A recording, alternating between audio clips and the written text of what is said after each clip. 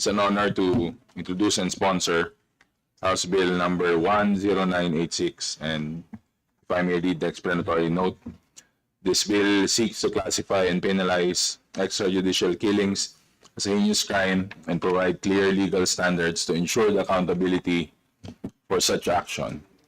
The 1987 Constitution enshrines the state's obligation to value the dignity of every human person and guarantee full respect for human rights.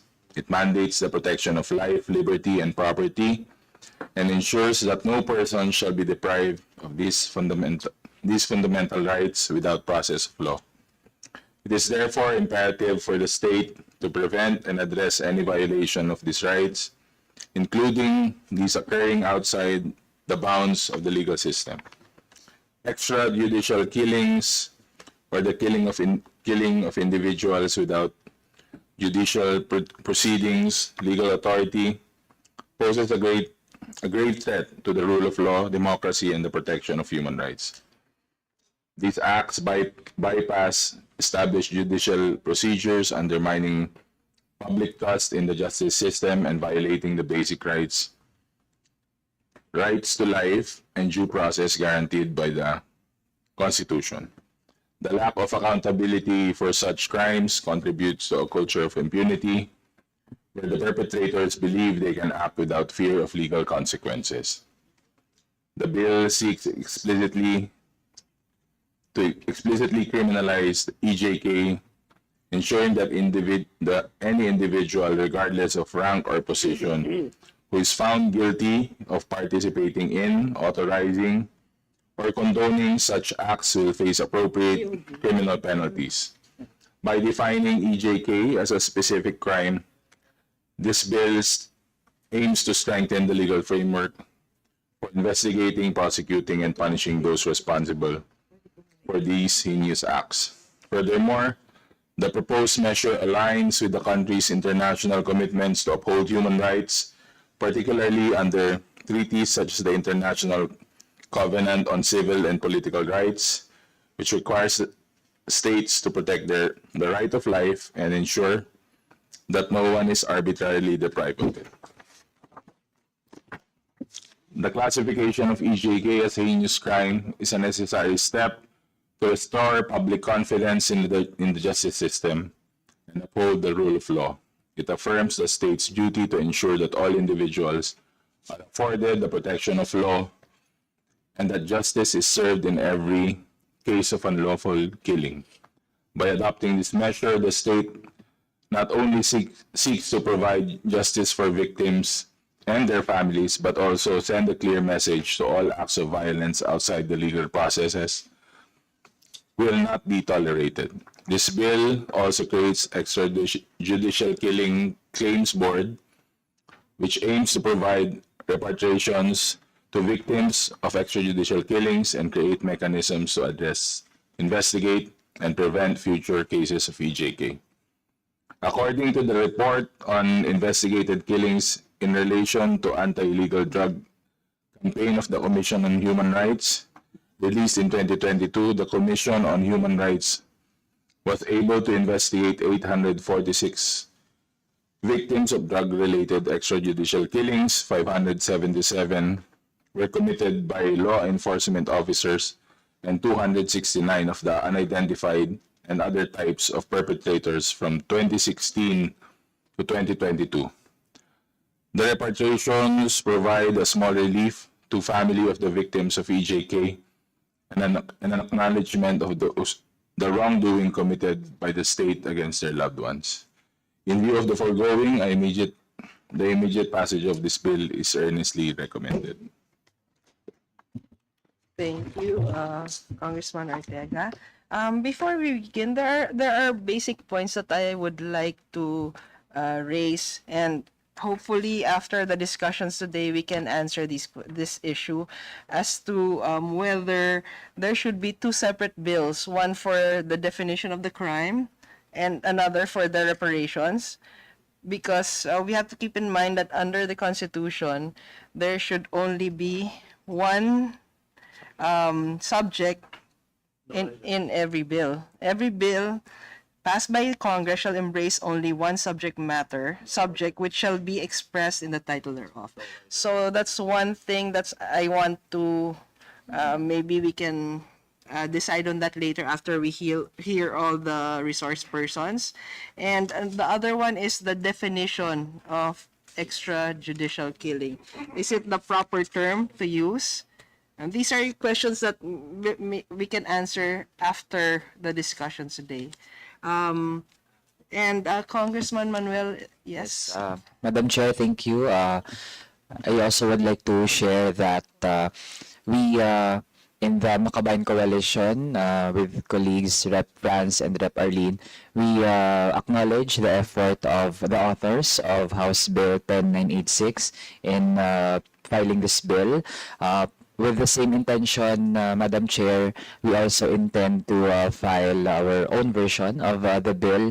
Hindi lang po naihabol today, but hopefully soon ay ma-file din siya. But its focus would be on recognition and reparation of victims of human rights violations in the past administration. So it is inspired by a similar bill na kumilala po sa mga biktima nung Marcos Senior administration. Pero since limited yung scope nun, yung time frame, so para naman dun sa mga nangyari in the past admin, yun po yung gustong makover nung ating ifa-file na bill. For the record lang din, Madam Chair ng committee. Salamat.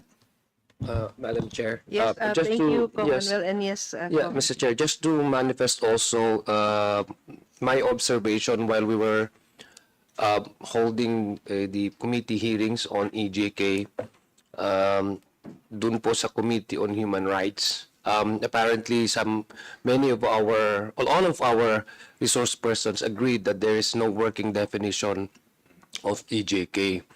We even asked former Senator Laila De Lima, and even some of our resource persons who have been working with the UN,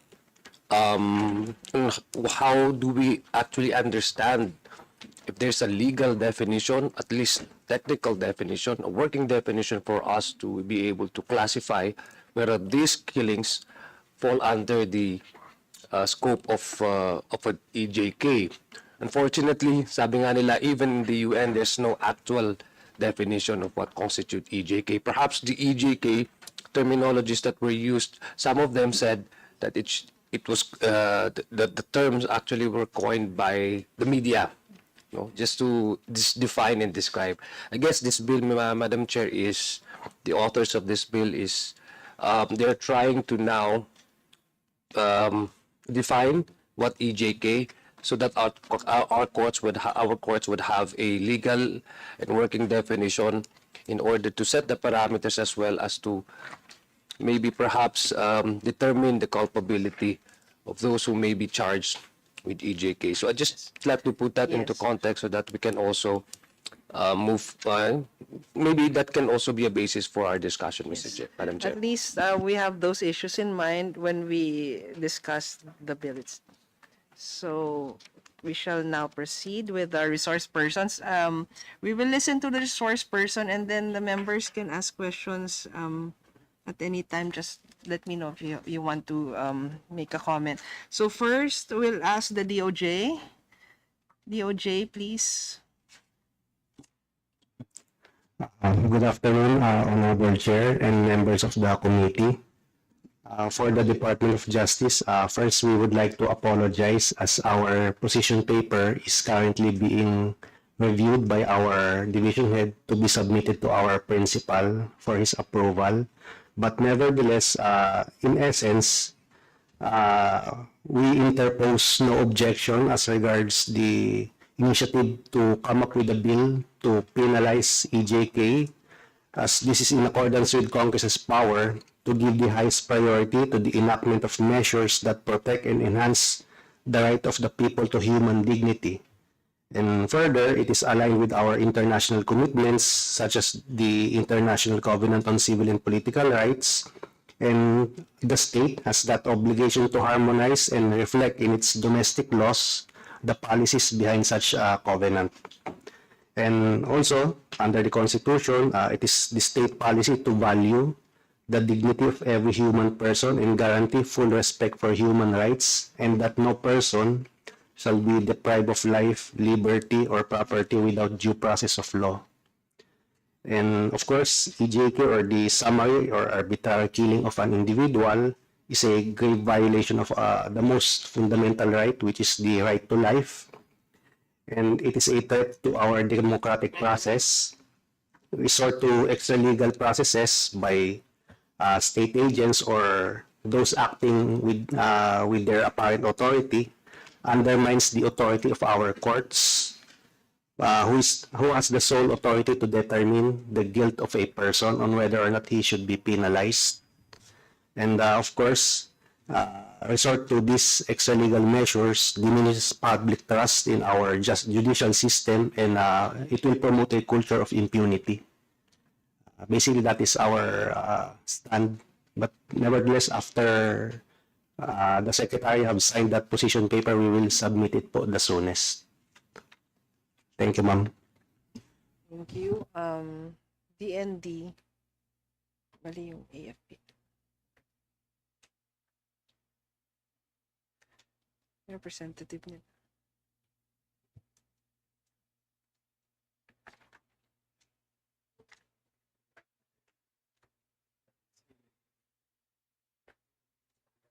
Wala sila. Okay. DILG. Good afternoon, Madam Chair, and to the members of the committee.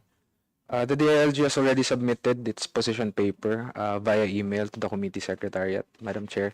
But allow me to read the salient portions of our position paper and also a few of our comments. We respectfully manifest the Department's unwavering support for House Bill number 10986 and its objectives of defining, penalizing, and preventing extrajudicial killings in the Philippines. The Department believes that this legislative measure will enhance the country's commitment to justice, human rights, and the rule of law. To strengthen the bill and ensure its effective implementation, the DILG offers the following recommendations or clarifications. Number 1, on preventive suspension, we propose that parameters be included, particularly in Section 10. Will it be the parameters on the imposition of preventive suspension as mentioned under the local government code, or it will be the parameters mentioned under the rules of the Office of the Ombudsman, Madam Chair?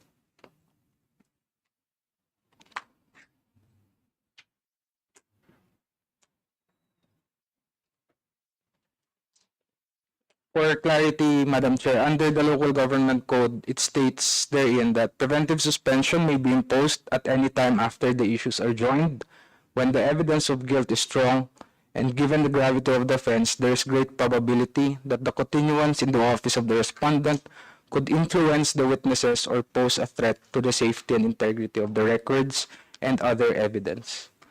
While under Administrative Order number 17 of the Office of the Ombudsman, Your Honor, Madam Chair, it states that under Section 9, pending investigation, the respondent may be preventively suspended without pay if, in the judgment of the Ombudsman or his proper deputy, the evidence of guilt is strong and the charge against such officer or employee involves dishonesty, oppression, or gross misconduct or gross neglect in the performance of duty. Authors to take note of that. Or do you have any comments, Tom? Yeah, which standard do you want to use for this section? If I don't know with the rest of my colleagues and co-authors, but I am more inclined to the ombudsman's because that in a way would insulate any possible intervention from the ones that has been charged with a case, no, of AJK, Madam Chair. But again, I subscribe to the collective wisdom of this committee. That is just my personal take on that. Any comments from yes? May I just ask is it the ILG? Yes, Madam Yeah, Chair. who said earlier that we will try to improve the provision on preventive suspension.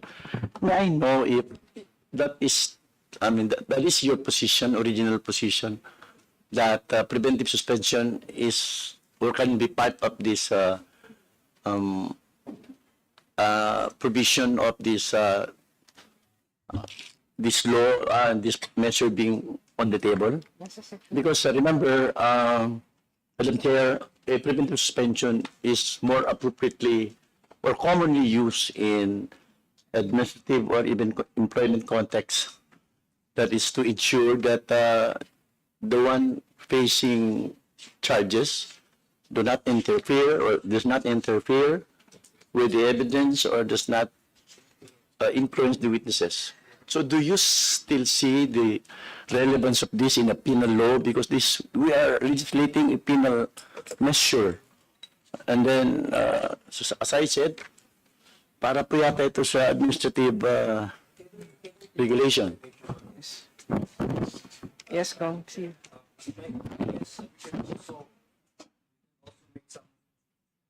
We can also make some hybrid, no? It's a combination of the two. I agree with Representative Acharon. It's about the it's only about the administrative cases that's been filed. But if we can actually do some combination of the two naman I mean, if there's no violations under the Constitution, maybe we can also explore on probably introducing the combination of the two. That is why, Madam Chair, aspect. we are soliciting the insight of the DILG because DILG is more concentrated or focused on measures relating to administrative matter. Because I believe that this is something really administrative, not in nature, not a penalty that applies to administrative offices or administrative disciplinary action. Madam Chair, the DLG interposes no objection on the inclusion of a provision on preventive suspension on the bill. However, our concern is only that it should be streamlined with our current parameters, with the existing parameters on preventive suspension, Your Honor. And also, Your Honor, I observed that under Section 10, the provision on preventive suspension is limited to, if I may read, Madam Chair, if the charges against such officer involve in action to prevent the commission of extrajudicial killing. So in essence, Madam Chair, this provision is limited to administrative cases and it does not cover criminal cases, Madam Chair.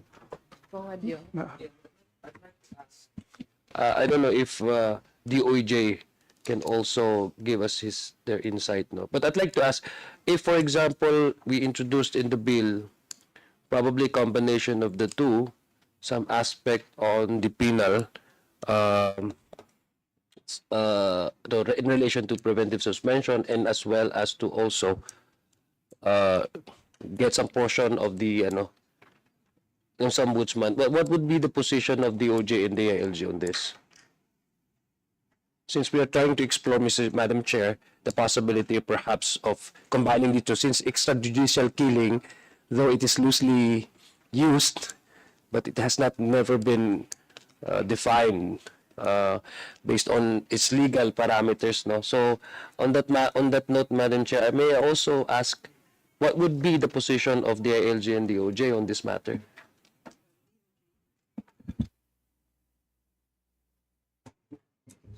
For the department, Honorable Ma'am and Sir, with regard to the inclusion of that provision for preventive suspension,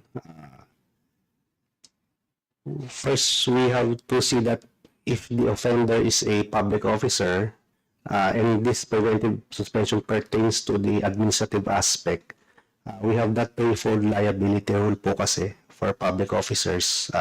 If ever he commit an offense, he or she may be held criminally, administratively, and civilly liable. So, for our part, we subject to further improvements naman po as regards the preventive suspension. So, we support such inclusion naman. Yes, Madam Chair. I believe, Madam Chair, that the Ombudsman has no jurisdiction over the commission of this crime because this is not related in the performance of your duties. Only public officers in the performance of their duties can be tried before the office of the Ombudsman. But in this case, extrajudicial killing is not related in the performance of the duties of the public officer. Madam. DILG. Madam Chair, I agree with the sentiment of Honorable Fresnedi. However, Madam Chair, the bill also has provisions on administrative negligence committed by public officers in charge of public order and safety, and also the local chief executives, Madam Chair. So in that regard, Madam Chair, it is my position that the provision on administrative negligence may be covered by the jurisdiction of the Ombudsman, Madam Chair. Maybe that will be subject to further discussion. Okay. Let's hear the rest of your comments first and then. And second, Madam Chair, the department also has a comment on the period of preventive suspension, which is under Section 10 is for a period of 120 days. However, Your Honor, we also need to streamline this with the Ombudsman rules, which states that the respondent may be put under preventive suspension for a maximum period of 6 months, while under the local government code, it is 60 days, Madam Chair. Just to clarify, attorney, yung raise mo na issue is not whether who has jurisdiction, ombudsman, or hindi Yes, yun na Madam issue. Chair. Yung inaano mo yung parameters. Yes, Madam Chair. Which ones they follow yung sa rules na ombudsman or sa local government code. Tama ba yung... Yes, Madam Chair. Just to avoid any future issues, Madam Chair, because, for instance, Madam Chair, a case is taken cognizance of by the Office of the Ombudsman, with the provision that the maximum period for preventive suspension under this bill is 120 days only. There might be an issue with the Office of the Ombudsman, as it might be of the position that their authority to regulate, to enforce rules and regulations is being encroached upon by this bill, Madam Chair. Kong Zia, you have any comments? Kong Adjun, you have any comments? Maybe we can also invite them next time to shed light on this. Yeah. Yeah, I agree. Tama po yung yung tanong. Yeah, tama po yung sabi. What you're proposing, you're giving us an option whether or not to apply yung administrative sanction as to the preventive suspension ng ombudsman and yung sa penalty. Again, Madam Chair, I don't know because I'm just trying to also solicit the ideas of our resource person. Ang aking position, Madam Chair, is since we are, sabi nga niya yung sa Section 9 and Section 10, he mentioned about Section 9 and Section 10, there's a presumption of administrative negligence. So maybe on the case of that particular subsection, Madam Chair, I don't know, I'm just thinking outside of the box. Maybe we can apply preventive suspension administratively because since we already have that parameters, and in the case of the criminal liability, then we can also adopt.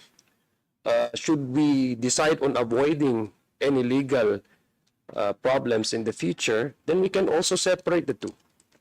That is my position on that. If we are to really be more conservative about avoiding any possible legal conflicts that may arise once we decide on approving this law. Or we can do some combination. I don't know. I'm just trying to explore, Madam Chair, because this is the first time that this country is proposing this kind of measure, which talks about extrajudicial. I believe what the good DILG representative is pointing out to this committee are laws or policies that have been adopted prior to the issue on EJK. And that is why these policies, these laws that he mentioned, are not receptive to the possible scenario that might happen, especially EJK. So I don't know, that is my take on that. Madam Chair, may we hear from other resource persons so that they may enlighten us regarding this subject matter, Madam Chair? Madam Chair, I also subscribe to the suggestion of the Honorable Presnedi.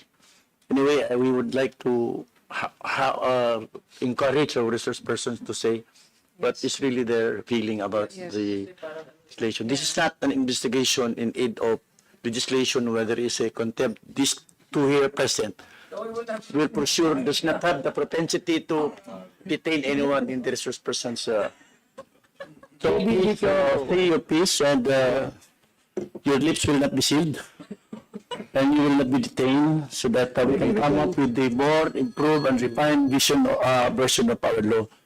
Thank you, Madam Chair. Actually, an academic discussion. Yes. Yes. So if there's anyone who maybe when it's your turn, DILG, do you have anything else to say so that we can listen to the other? Just one last comment, Madam Sige, Chair. but we'll let him finish so that we can go ahead. On the this is about Section 5, Madam Chair, on monetary reparation for victims. We noticed that there's no provision or statement as to where the funds will be sourced.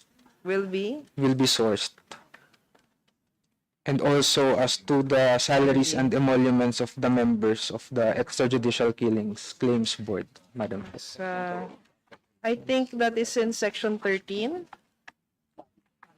No, I mean the appropriations. Appropriation. Yung source nasa Section 13. I stand corrected, Madam Chair. Yun lang. Yes, Madam Chair. Okay. Okay. So next OSG, tama-tama, they were raising, one of them was raising, you were raising your hand. Good afternoon, Madam Chair, members of the committee, and everyone in attendance. I am State Solicitor Juan Roselyn Europa.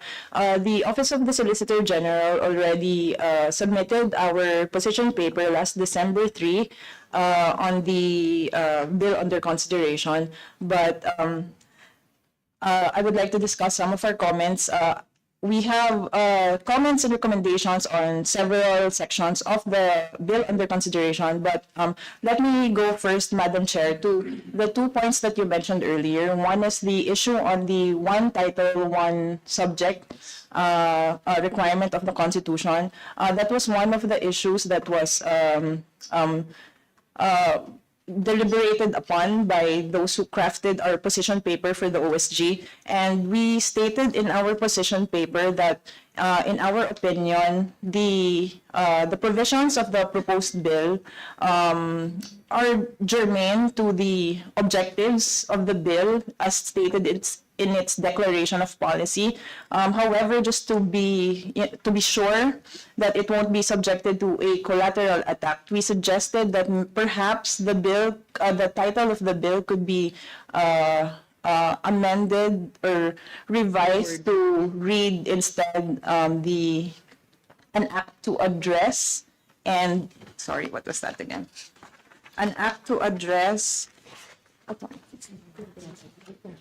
An act to address and prevent extrajudicial killings, just so it will be a more comprehensive title. And we also cited in our position paper Farinas versus Executive Secretary, where it states that, if I may read, in Farinas versus Executive Secretary, it states that the title is sufficient if it be comprehensive enough, reasonably to include the general object which a statute seeks to effect, without expressing each and every end and means necessary or convenient for the accomplishing of that object. So in our opinion, Madam Chair, if it's a question of whether we should split the bill into two, one for, defining EJK and making it a heinous crime, and one for making a reparations board or committee for it. We believe that if the title were to be stated as an act to address and prevent extrajudicial killings, we feel like perhaps it could cover the reparations portion of the bill. That is the opinion of the Office of the Solicitor General. And as to the second point, Madam Chair, that you mentioned earlier, with respect to the definition of extrajudicial killing, we have here in our position paper a recommendation on how the definition in the proposed bill could be reworded. Also, we pointed out that there is a definition of extrajudicial killing in RA 11088, was it? 11188.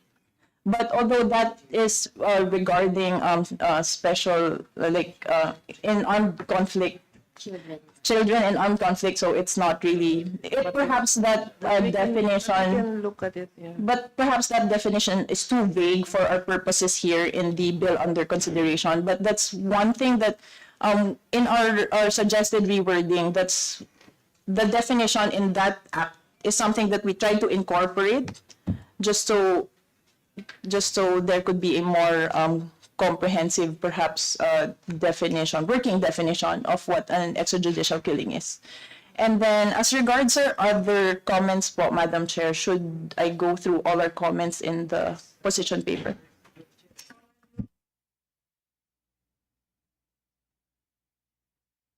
But first of all, Madam Chair, I didn't know there was already a definition supplied. Which, ano po yung, pwede pong paano yun?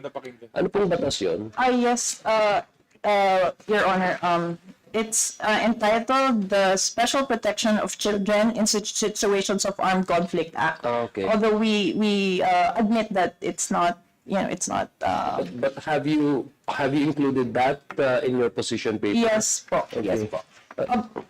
Sorry, go ahead. Yes, I'd like to ask po, go back to the yung title po. Ma'am, have you read the title po na kasi parang sinasabi din po dito just to get your yung para ma-explain mo further yung so you want to make it as simple as possible, the title, no? Kasi parang nandito rin po sa title nito on the last phrase, no, strengthening the mechanism for its prevention.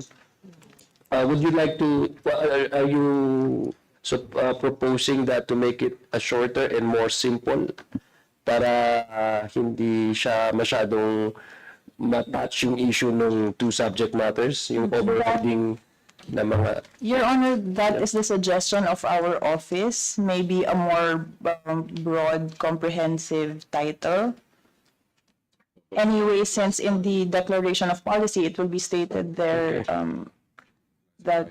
So would it be kung halimbawa, can you state your proposed title kung po pwede? It is in the particular paper, but I also read it. I will just, well, we recommend that it be entitled An Act to Address and Prevent Extrajudicial Killing. Period.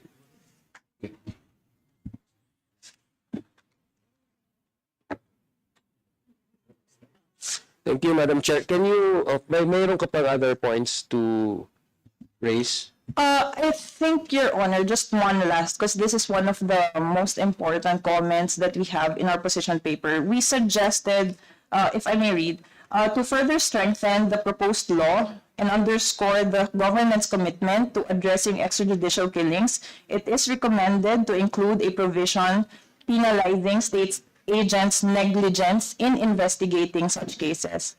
So we included here in our position paper a sample draft provision, a malicious inaction in investigating EJ case. That is on the last page of our position paper po.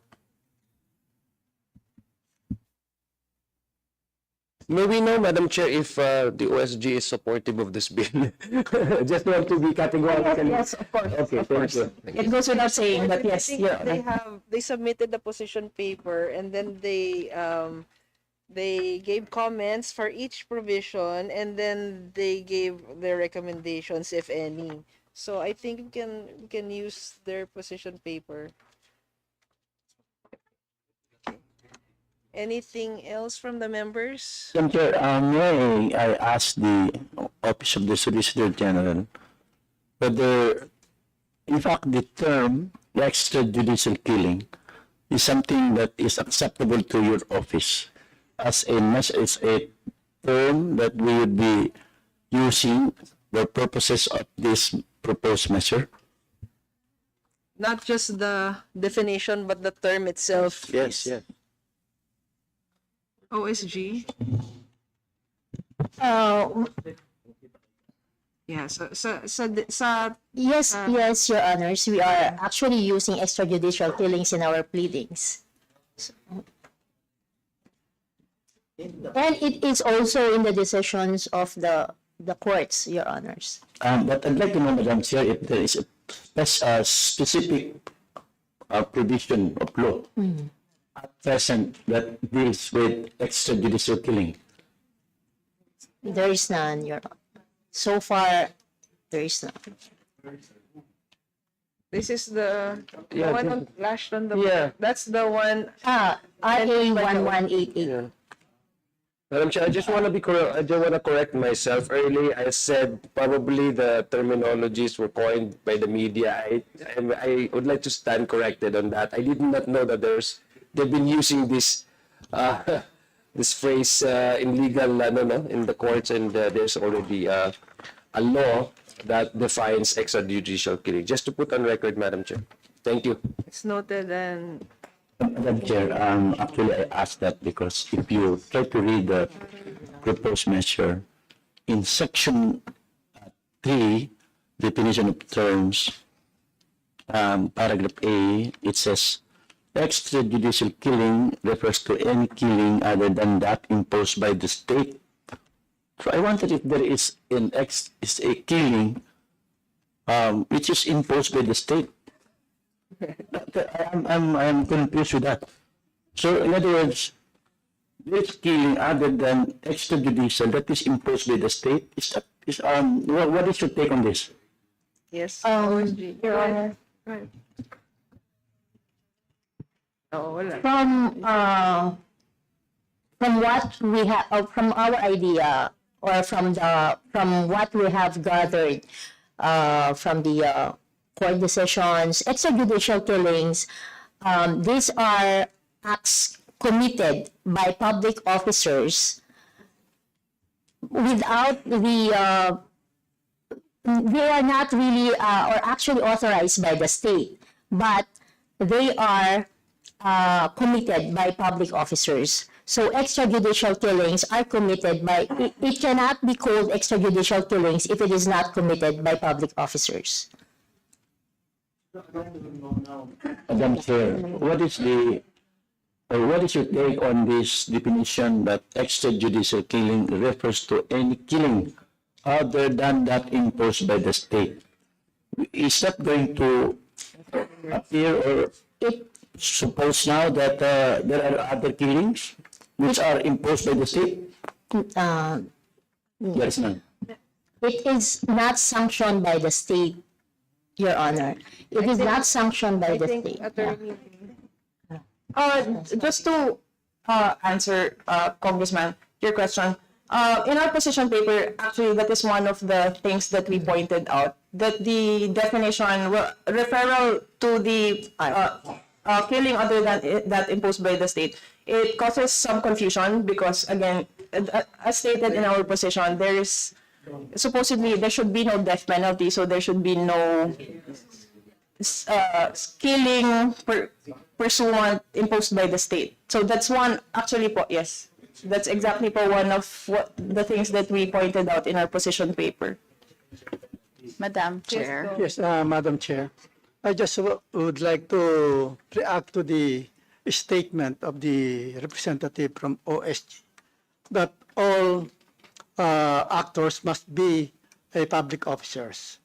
I don't believe, Madam Chair, that all the perpetrators of this killing must always be public officers, because they are those who are hired by the public officers, but they are not.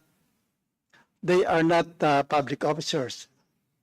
So I believe this is a government sanctioned illegal killings, but not necessarily all actors are public officers, Madam Chair. Sir, may I just clarify?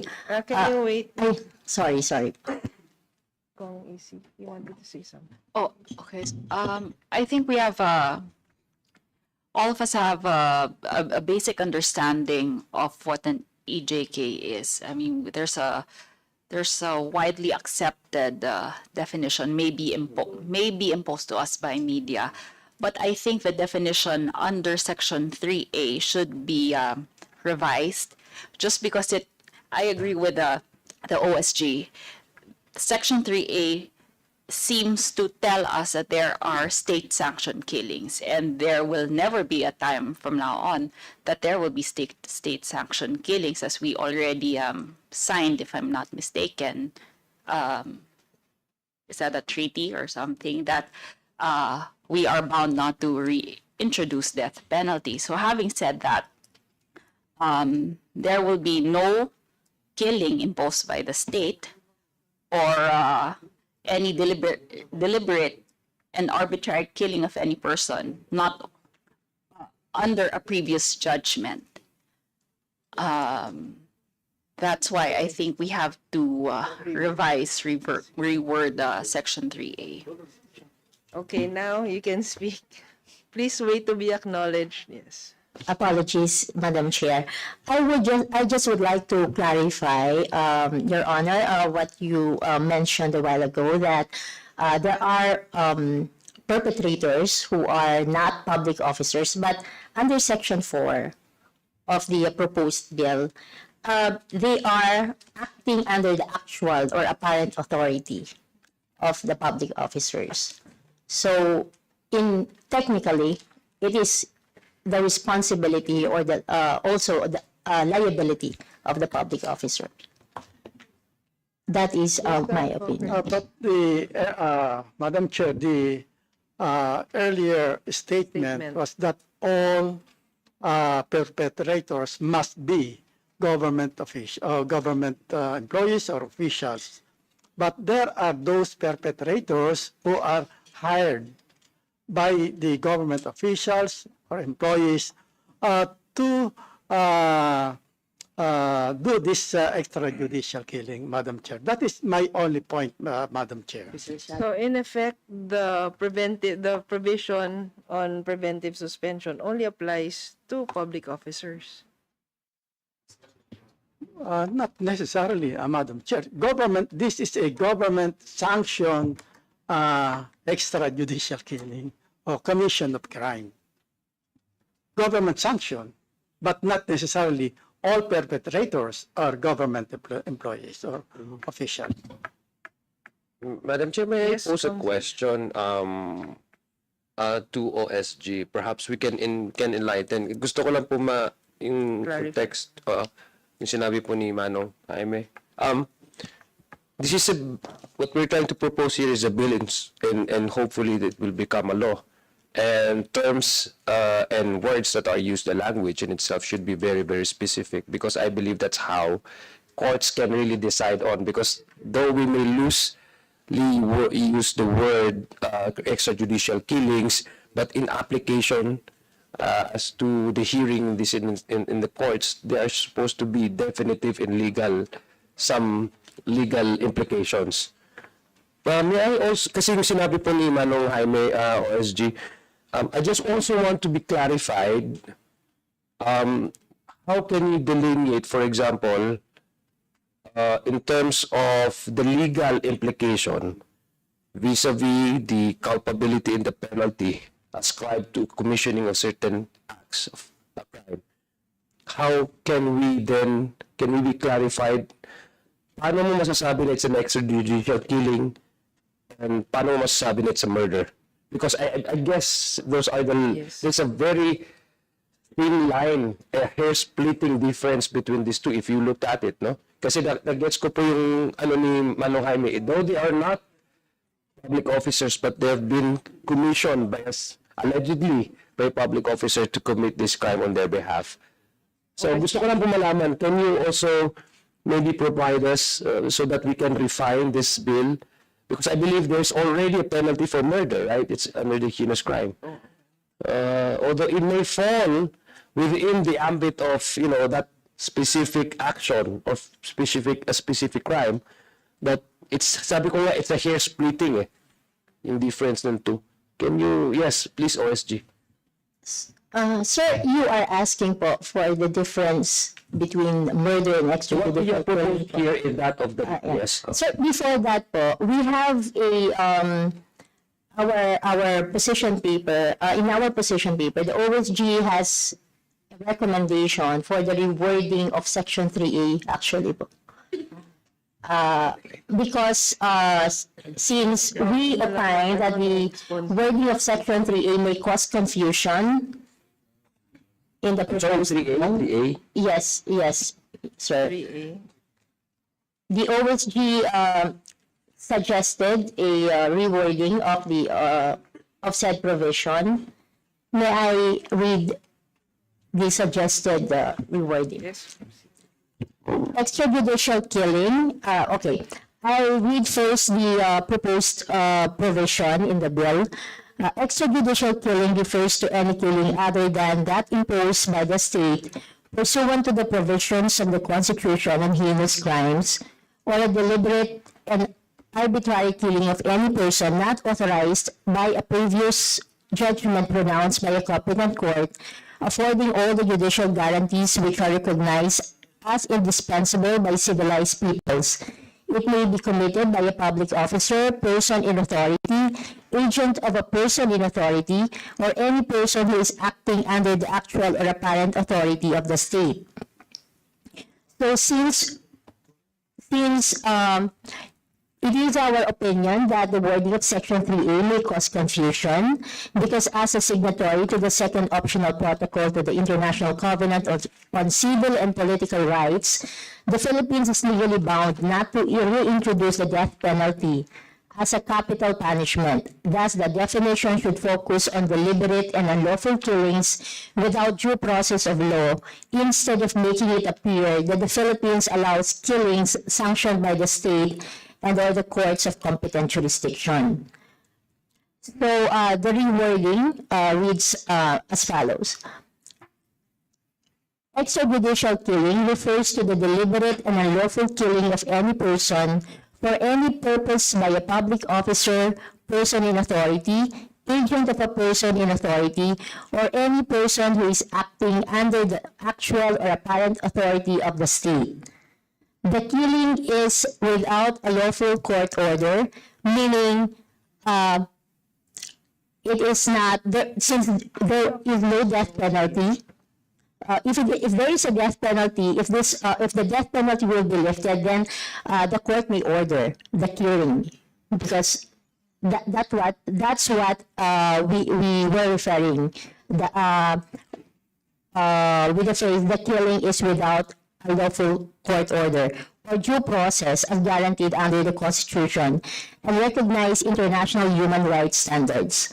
Such killings violate the general recognition of the right to life as embodied under the Universal Declaration of Human Rights, the United Nations Covenant on Civil and Political Rights, the United Nations Conventions on the Rights of the Child, and the similar other human rights treaties to which the Philippines is a state party. We'll flash the suggested definition on the.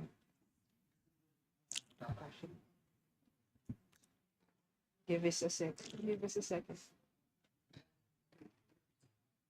Madam Chair. Yes, May we also recognize the lady po. Before we continue, I'd like to acknowledge the presence of one of the authors of the bill, Congressman Bienvenido Abante from the 6th District of Manila. Thank you, Madam Chair. Thanks, sorry for being late. Thank you. Okay. Okay, so while we're waiting for the technical issues here to be resolved, can we hear from the Yeah, I say something for a yes, while. I've been watching the deliberation in my car coming here. And the definition given by the OSG is very good, no? But we would like this to be simplified. All right? Napakahaba eh. If you could be able to simplify the definition, we do not even need to mention the United Nations, whatever it might be, no? Hindi niya kailangan yun eh. If we should simplify it, you mentioned about us being a part of the United Nations as far as not, as far as taking away the capital punishment is or death penalty, no? Nilagay lamang namin dito yung tinatawag nating penalty of life imprisonment because we do not have yet the death penalty. But we are also going to file a bill reimposing the death penalty. And we do not even care about what the United Nations tells us because we are a sovereign country. So we will be filing that. So therefore, kami mamaya, we're going to change that. Siguro pag in-approve na yung death penalty because we need the death penalty na. Nakita natin yung extrajudicial killings. We need that now instead of people like what we're saying now, killing people, di ba, against the Constitution, i-institute natin yung death penalty. Mas maganda yung ganun. Di ba? going back to the definition Madam Chair. proposed by Short. yes, go ahead. Madam Chair, based po so far sa dinadali din ng discussion natin, I also believe that we have to revise the definition. So far na nasa House Bill 10986. Although sa pagtingin natin, Madam Chair, ng representation na ito, with all due respect sa colleague po natin, I think mas may na po na ma-phrase yung definition ang hindi po nakadepend dun sa posibleng anumang pre-imposition ng death penalty since also that would entail further discussion pa among members of the House. Kasi lang, Madam Chair. Thank you. Anyway, this is just a suggestion of the OSG, so it will be up to the committee to refine it. I mean, we don't have to adopt it word for word, no, but at least they are just suggesting. So this is their suggestion that's on the screen, which is more general, I guess, but yun nga, medyo mahaba, so we can also refine that. Ano, Madam Chair, they will submit na to us naman, di ba? Yes, yes. Yes, Kong. They already submitted this last, December, kailan nyo sinubmit? Yeah, they submitted early. Yes, you have something to say. Your Honor, just as Madam Chair, just wanted to go back to the question po of Congressman Adyong. He asked earlier, if it's a fine line, if we're gonna split hairs between what is murder and what is an extrajudicial that was the killing. question. Yeah. In my opinion, that's a very good question. But right now, I'm gonna speak in terms of my personal opinion. This is not in the position paper anymore. I feel like if a person, let's say, not a state agent, any person, but someone who kills someone under an apparent or authority given by a public official, this is again my personal opinion, that should be considered an extrajudicial killing as opposed to murder, because murder, for example, I can murder someone because I'm mad at that person or for any other reason other than being na parang inutusan ako, binayaran ako ng public officer. For me, that's as long as, let's say, a certain killing, it fits the requisites of what murder is under the law, that's murder. But for extrajudicial killing, parang kumbaga po, let's add another requisite that it was done because it was ordered by or apparent or actual, under the apparent or actual authority of a public official. Parang ganun po. But that's my personal opinion.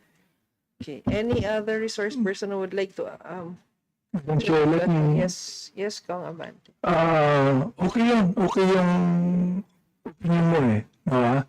And that is the reason why we filed this bill, because all of the policemen that killed supposedly the victims were charged in court as homicide, not murder. In reality, that is murder. Di ba? Ang kanilang katuwiran lang, kaya homicide yan, nanlaban. Kaya nga sinasabi namin, I think we should either have an ocular inspection in the crime lab of the Philippine National Police, sapagkat if they killed more than 7,000 of the victims, nanlaban lahat yan, there ought to be an evidence. Di ba? Ng weapons, whatever weapons it might be, sa nanlaban. Kung wala, that would be murder. Therefore, kaya namin nanunod itong bill na itong extrajudicial killings. For this send to the OSG, no, and whoever, yung mga resource persons natin, would it be an option to make it a qualifying circumstance so that that will be murder instead of a separate offense? Well, is that something that we should consider? Madam Chair, you mean a qualifying circumstance to make it an EJK instead Yes. instead of just murder? You mean? Instead of having another bill na magiging murder, siya yung sinasabi ni Kong Abante. Kasi nga homicide lang ngayon ang fina-file sa kanila. Hey, Your Honor, Talagang kailangan special, Madam may Chair. separate bill. but Yes, go ahead. Madam Chair, I don't think that it is only homicide that was being filed for cases of killing, like in the case of Kian de los Santos. Murder, the charge was murder. May conviction na po yan. Conviction na yun. Opo. Because, Madam Chair, Yes, Kong Abante.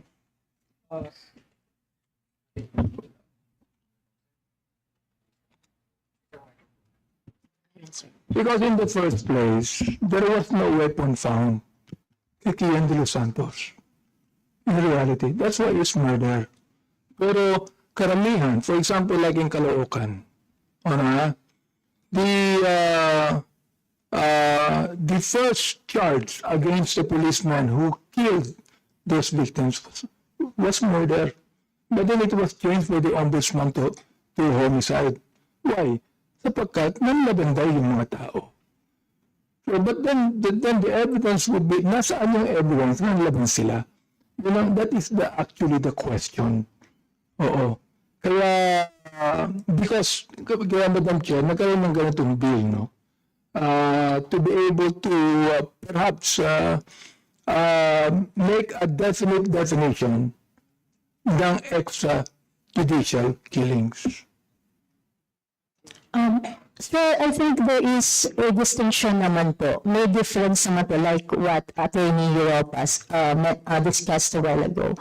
Meron naman pong, there's thin line between murder and extrajudicial killing. So, dun po sa mga previous cases, since we don't have an extrajudicial killing law yet, so ganun po, they are treated as regular crime under the revised penal code.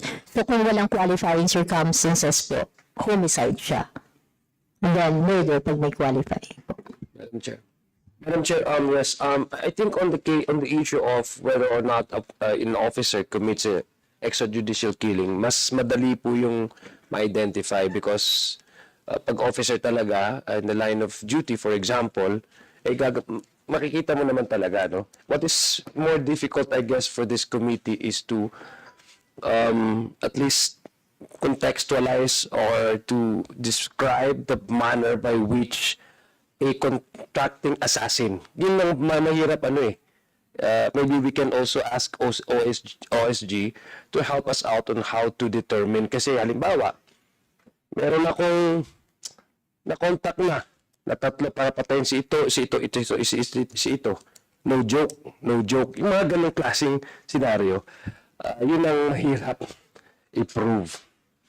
So maybe we can ask OSG to at least help us out to describe in that kind of scenario and circumstance. Before we continue, I'd like to acknowledge the presence of Deputy Minority Leader Franz Castro. OSG? OSG yung question mo? It's for OSG, Kong Zia? For OSG. I'd like to maybe solicit the opinion and then maybe perhaps an advice, maybe input from the OSG, because I think that's where the problem, and I think that's the difficulty. Kasi nandito po sa Section 9 and sa Section 10, di ba? Yung kaya nga tayo nagkakaroon ng preventive, yung presumption yung negligence ng part ng kasi officer, kasi nag-contract siya ng isang assassin or isang hired gun, yung mga vigilante na type of killings. Doon mo tayo magkakaproblema doon. Yung nagko-contract ka ng isang services ng hired killers.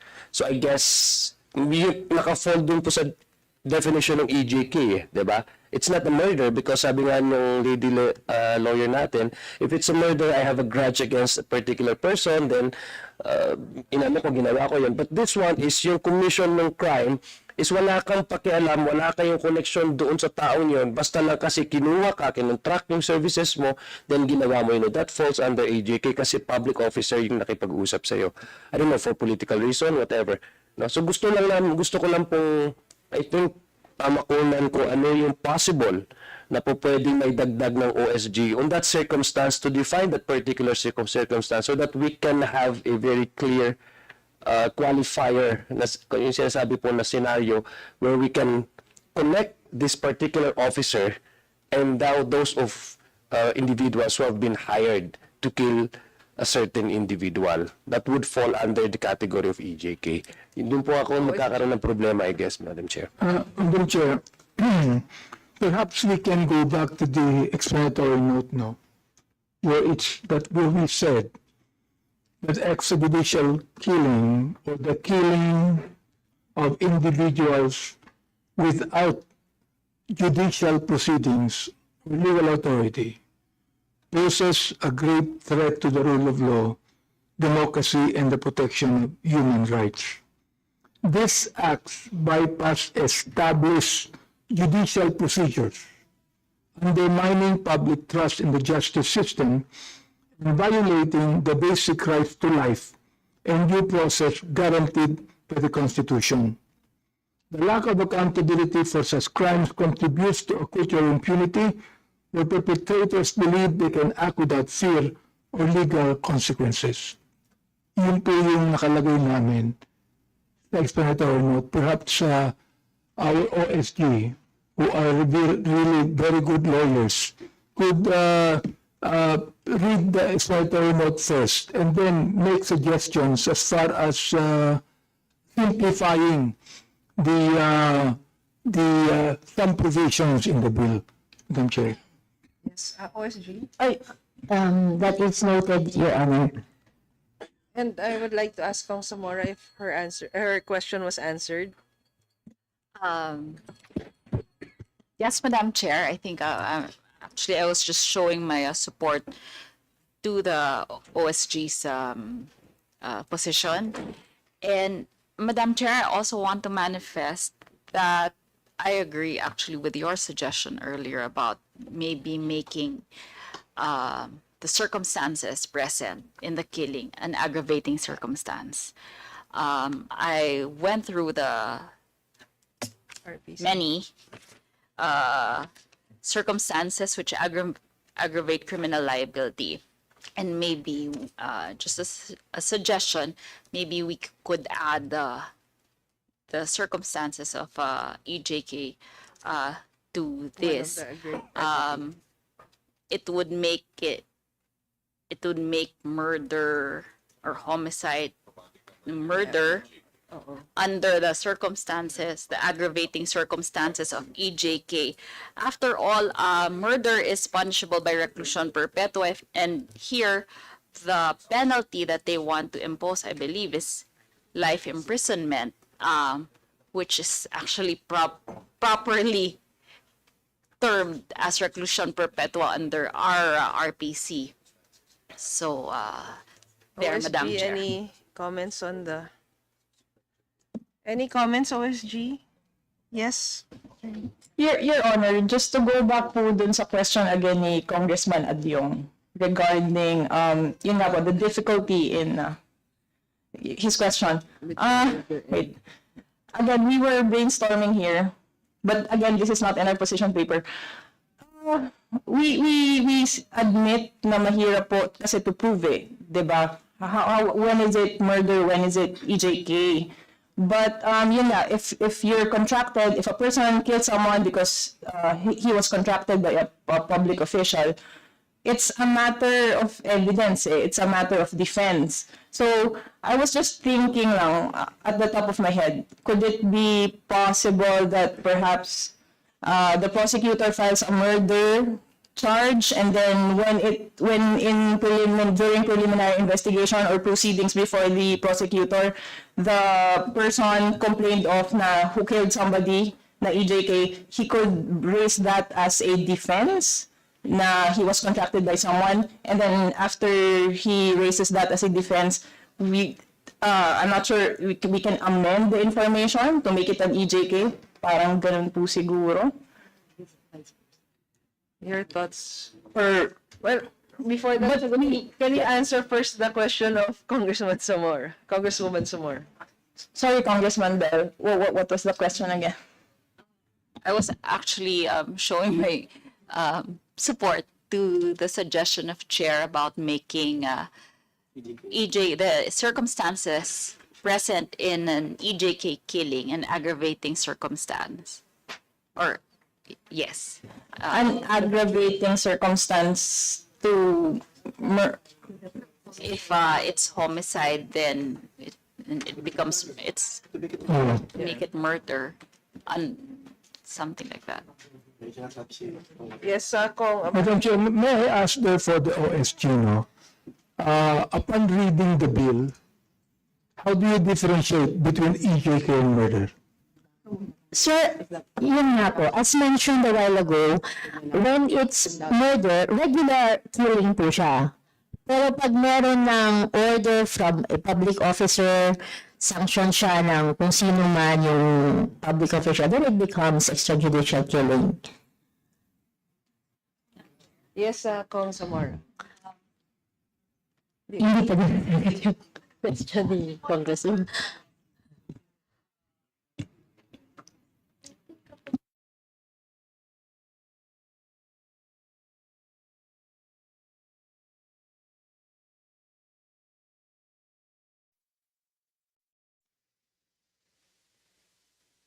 Ito meron.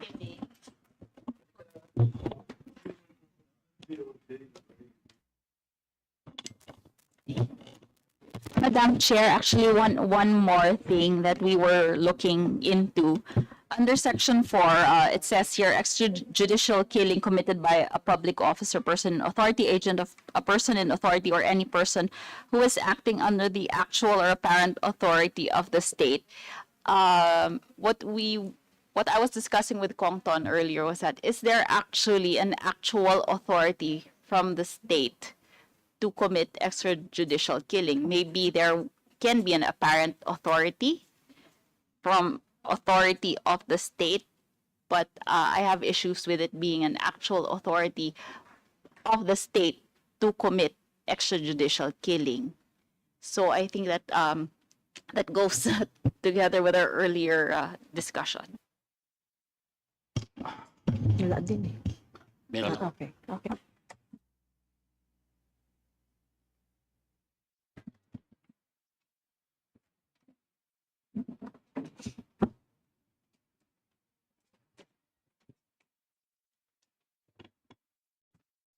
Explore further yung definition and then sa next meeting. Madam Chair, Yes, I think we should first issue or settle the issue as to whether there is a difference really between murder and extrajudicial killing, because going back to the question or suggestion of the Honorable Chair, if we can make we can make extrajudicial as a mode of killing, as an aggravating circumstance to make it murder, then it's going to have the same effect because the penalty will be reclusion perpetua. There being no death sentence as of this time, no?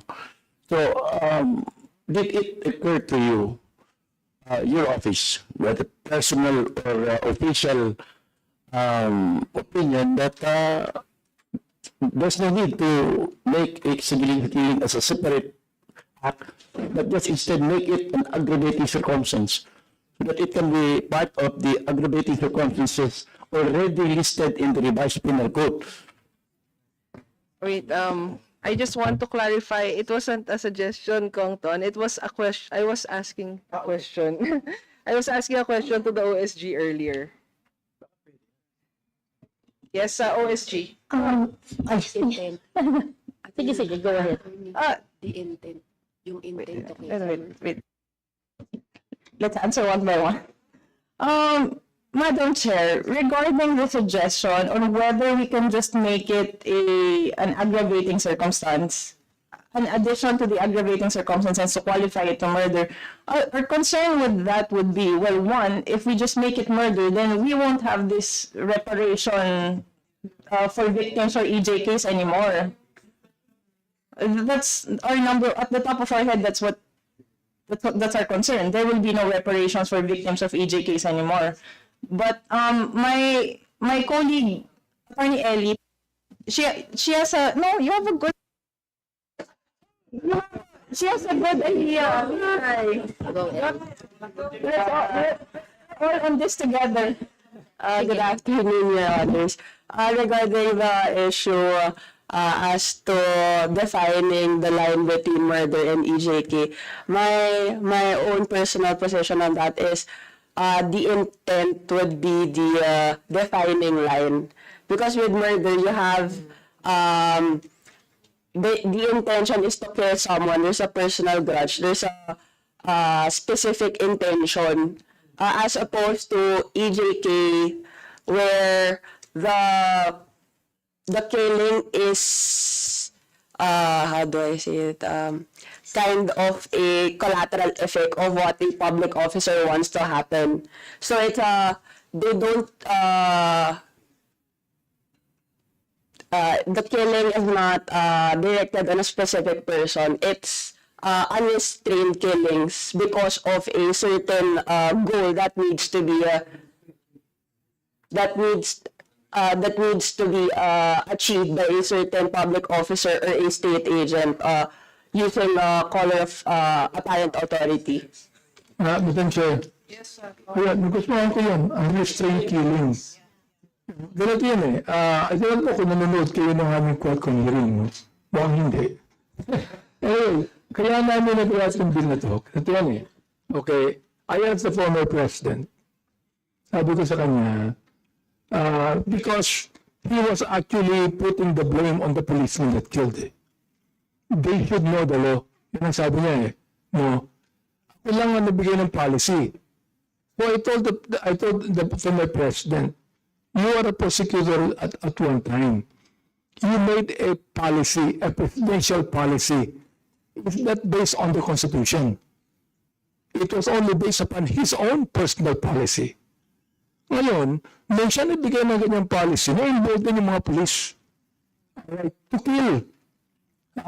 Without even thinking of what the Constitution says. Oo, yun ang unrestrained killing.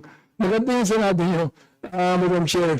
So may I suggest that we create a TWG, Madam Chair, that would include the OSG, to finally make a study on this so that we could be able to tackle the bill in a most, in a better way, no? Kung may TWG tayo, pag-usapan nyo na muna lahat yan, and then ibalik nyo sa amin lahat ng mga recommendations nyo, and then we could be able to tackle it in a more intelligent way, intelligent way. Hindi kasi ako abogado, no? Although I know certain laws, pero magagaling kayo eh. Magagaling kayo eh. Garcia. Well, Madam Chair, I would would support the suggestion of Manong Benny, Chairman Abante, about creating a TWG. However, Madam Chair, there's no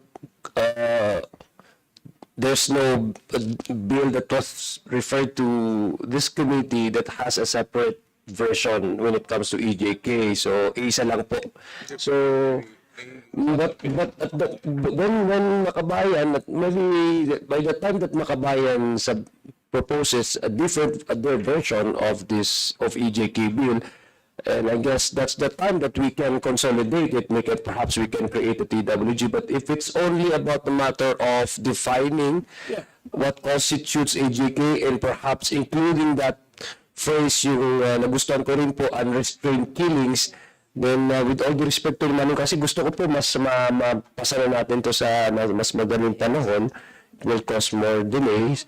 So maganda na po for my own personal take, maybe this kind of settings are we good can enough. have another hearing. Yes. At the next hearing, they can Yes. refine their suggestion. Yes. Huwag na lang TWG.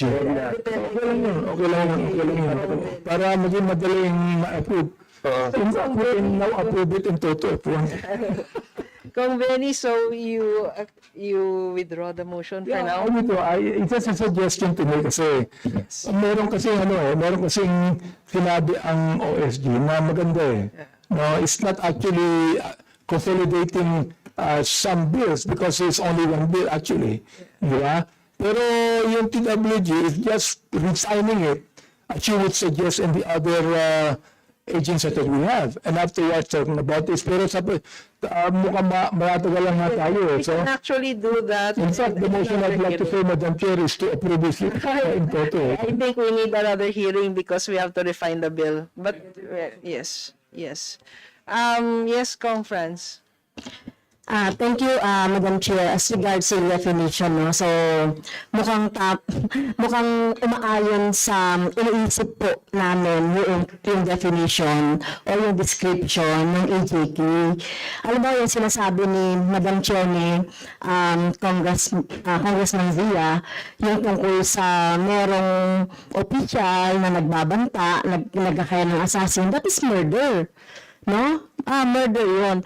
Pero yung extrajudicial killings, parang from a policy ng state na ganito tungkol sa halimbawa sa drug on war, meron siyang, yung government official, may nilabas siyang policy. At yun nga, isa na katuparan ng mga enforcers na wala man lang, so lahat na yan, kill. So lahat na makita na, napasama pa yung rewards, di ba? Na aggravate pa dun sa rewards. So yun yung extrajudicial killings na parang lahat na lang ng addict papatayin mo na wala man lang wala man lang benefit ng due process. So yun. Pangalawa, ganun din yung nangyari ni Madam Chair sa mga aktivista na katulad din yan ng mga dahil doon sa EO Stat 80, no? Yung EO 80 rin ng previous administration na tungkol din sa antay naman sa mga communists or sa mga terrorists or whatever. So, basta na lang pinatay. So, yun yung ganun po. Yung extrajudicial killings na walang benefit talaga ng due process.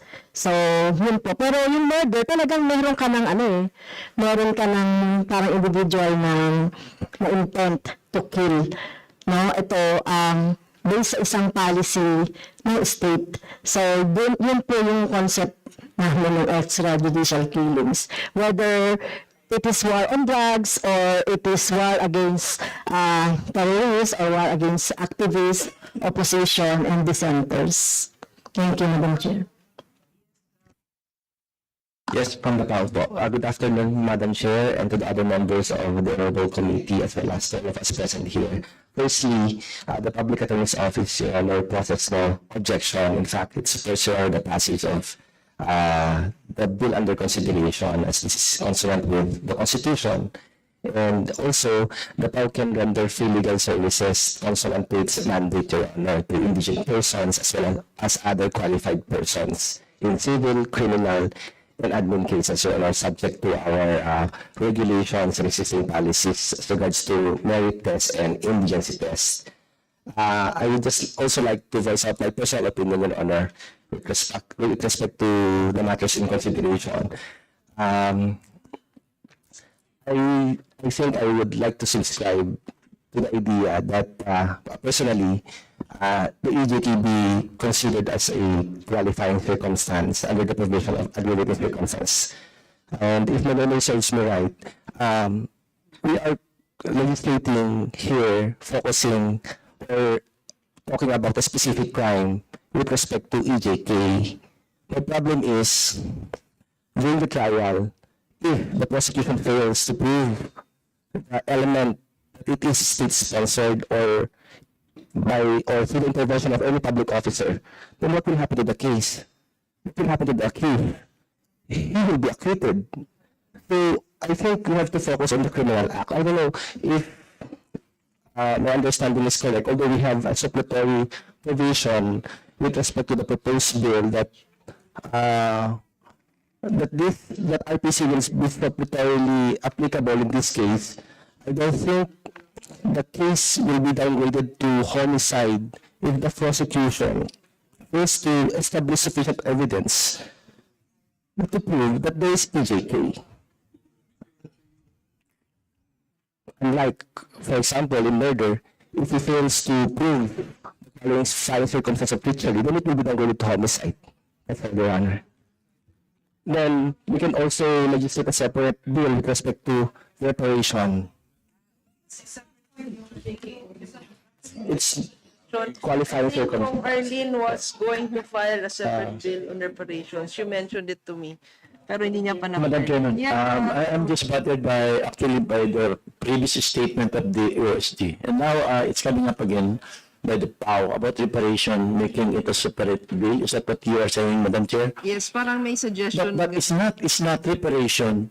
Part of the accessory penalty whenever there is a conviction or a judgment in a case. If you look at Section 38 of the Revised Penal Code, it's one of the pecuniary liabilities of a person accused of a crime. And whether it's reparation and indemnification. So why are you saying now that there is no reparation if we do not make this a law and just make it a aggravating circumstance that will make it murder, and therefore a penalty to be meted is reclusion perpetua. So what difference does it make? Is it your admission now that is it your position now that there is no reparation in Section.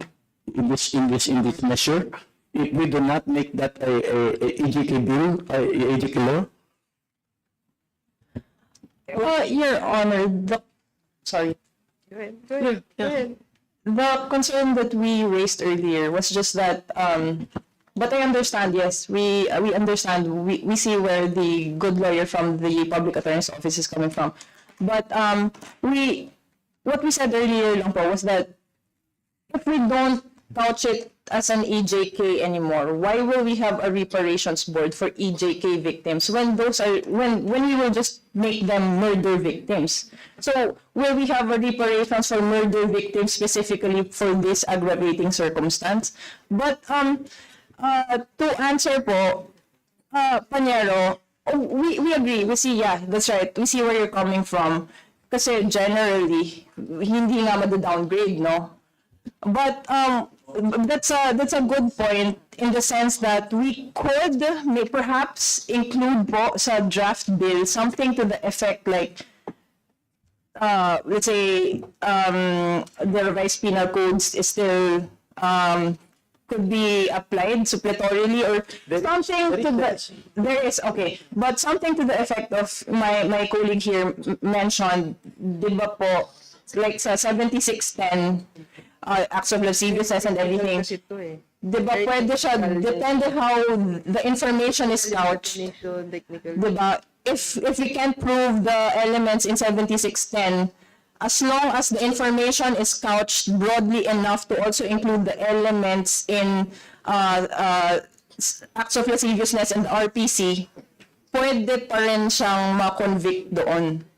Hindi ba, Panyero? Please correct me if I'm wrong. You get what I'm saying? Like 7610, acts of lasciviousness, RPC, as long as the information is couched in a way that pasok pa rin yung elements ng RPC, Acts of Lasciviousness, pwede pa rin siyang makonvict sa Acts of Lasciviousness under the RPC if hindi na-prove yung 7610. Okay, And yes, not filed the brief. Yes, I also agree. So long as there's a clarification or there's a specific or clear provision stated in the proposed bill. Yeah. Because if you're going to, well, compared to cases filed in court, there's a mention there that this particular accused is being accused of for violation of in relation to RA 7610. So he's fully informed of the nature of the case filed against him. Yeah, that's it. Yeah, that's a good suggestion. Yes. Thank you. Something like that, okay. Kong Zamora? Okay. Nag-i-enjoy kayo na lang nag-uusap. Nakalimutan nyo na Okay. Madam Chair, so Yes, Council. Madam Chair, so is it now the position, is it still the position of the OSG that we should go ahead with this as an EJK bill or law? So not accepting or giving a prospect that we can just make this as an aggravating circumstance? Okay. So what is the position? OSG? OSG? Pakisagot yung tanong ni Kong Acharon. Madam Chair, Your Honor, state solicitors lang po kasi kami, but we will bring that up po to our surgeon. Anyway, we will have another hearing. So maybe when you come back next time, you will consider these questions, no? These issues. Sige. Sure. Because I'm mentioning about the surgeon thing or appearance in this committee. Earlier, your office is represented by two associate solicitor. Now, you now come in full force with your two state solicitors. I think three now. So I hope we would be able to hit the reminder or the warning of the chairman that when there is a committee hearing like this, we should be favored, the committee should be favored with the appearance of the head of office so that we can have a speedy disposition of relevant or material issues pertaining to the legislated or to the thing that we are legislating here in the committee. Yes, because earlier today the OSG representative could not answer any questions. In our invitation, we allowed authorized representatives to appear instead of the head of agency, as long as that authorized representative can answer the questions of the committee members. So I issued a warning to the OSG that next time we won't be so kind. If you know what I mean. No. Yes. That's why we are happy that you are participating and answering our questions. Kasi kanina walang masagot yung taga OSG. They came from your office. I don't know if under you or No. Madam Chair, what happened is that they said the position paper of the OSG was not yet finalized. That's why they were hesitant to speak up or provide any comments. but it says in our invitation that Yeah, you should be I able understand. to answer the questions. Yes, Madam Chair, just to explain po how it goes po in the OSG po kasi, like for example, the bill on the civil forfeitures is assigned to two divisions. And then this bill on EJK is assigned to two divisions. That's the division I belong to, and Ellie belongs to the second division. So we were assigned by our ASGs to attend today, as opposed to the two divisions regarding civil forfeiture. That's who they assign. In other words, mas magaling yung division ninyo. Parang ganun na lang po. Joke lang po. Joke lang. Strike from the... Okay. Anyway, OSG, wala na kayong, so far, yun na lang yung ano nyo muna, no? So that we can listen to the other resource persons also. Anyway, we'll have a second hearing eh. We don't contact. Okay. Sige. CHR.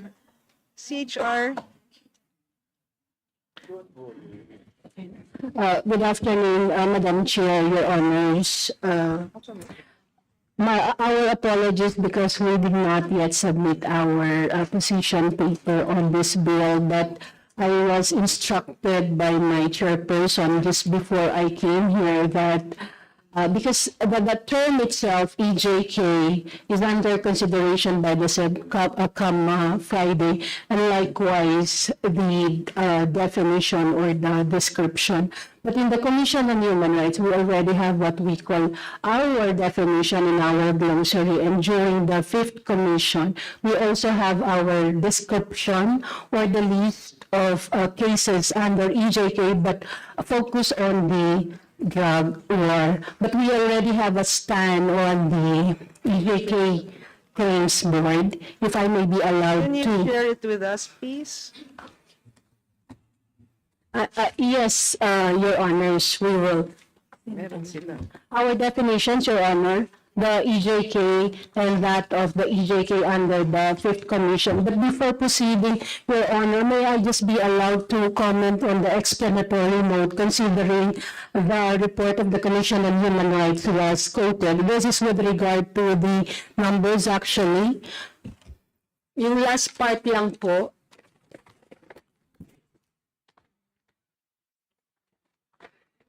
because this is a report focusing on the extrajudicial killings that we investigated during the time of the 5th Commission. But it says here that we only investigated 846 cases. But actually, Your Honors, during that time, we investigated 3,805 cases of EJKs, but this report more or less took samples of these cases because it would really be a gargantuan task if we will really assess all these cases, this almost 4,000 cases. So actually there were 822 sample cases. So baka pwede pong i-correct lang considering this is actually an official report of the Commission on Human Rights. Yes, Madam Chair, we took note of the observation of CHR, Madam. We will do the appropriate correction, Madam Chair. Thank you po.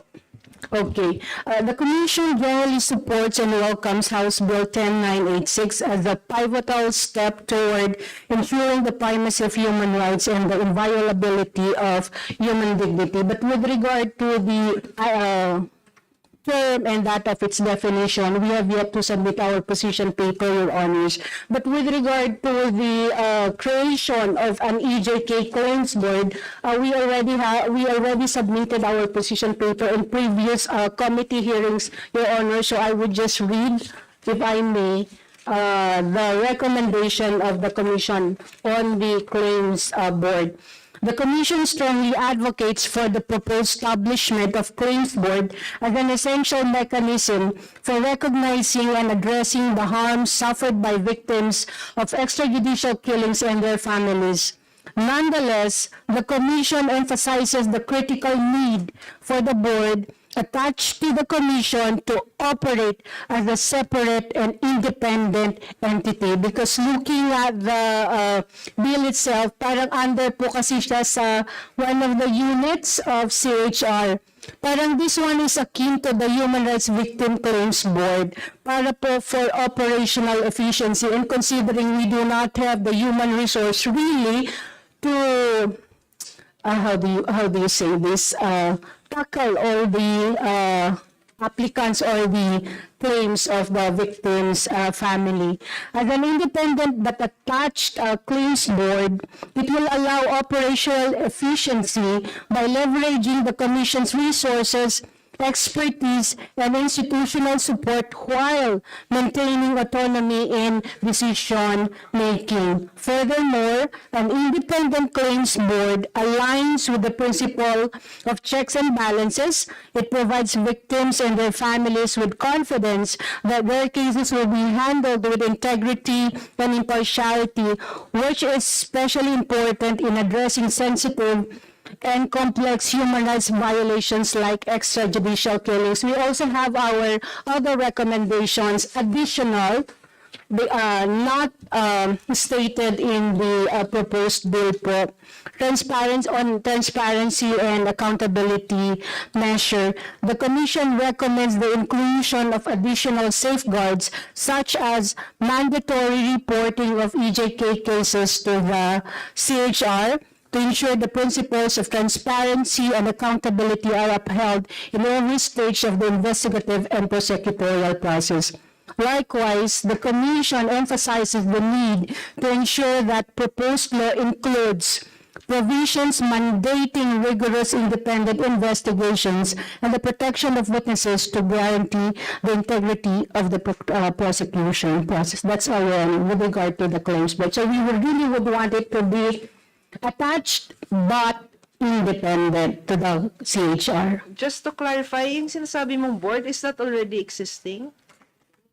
Yung Yung pong dati po, it is akin to the Human Rights Victims Claims Board po. So nag-ano din ang commission doon, separate po siya sa amin. So, can you submit that in writing so that we can Yes po, we will. study it? Thank you. Next, and National Security Council, may representative. Sige, okay. Good afternoon po, Madam Chair, members of the committee, and our colleagues from the government service and other resource speakers in the House po. Good afternoon po. From the National Security Council, we have already submitted our position paper Please last. identify yourself and your designation. Sorry, I am Attorney Camille Angelica Gonzalez, a legal analyst po of the National Security Council, together with me, Director Monico Batle, Director of the Security and Clearance. Okay, please proceed.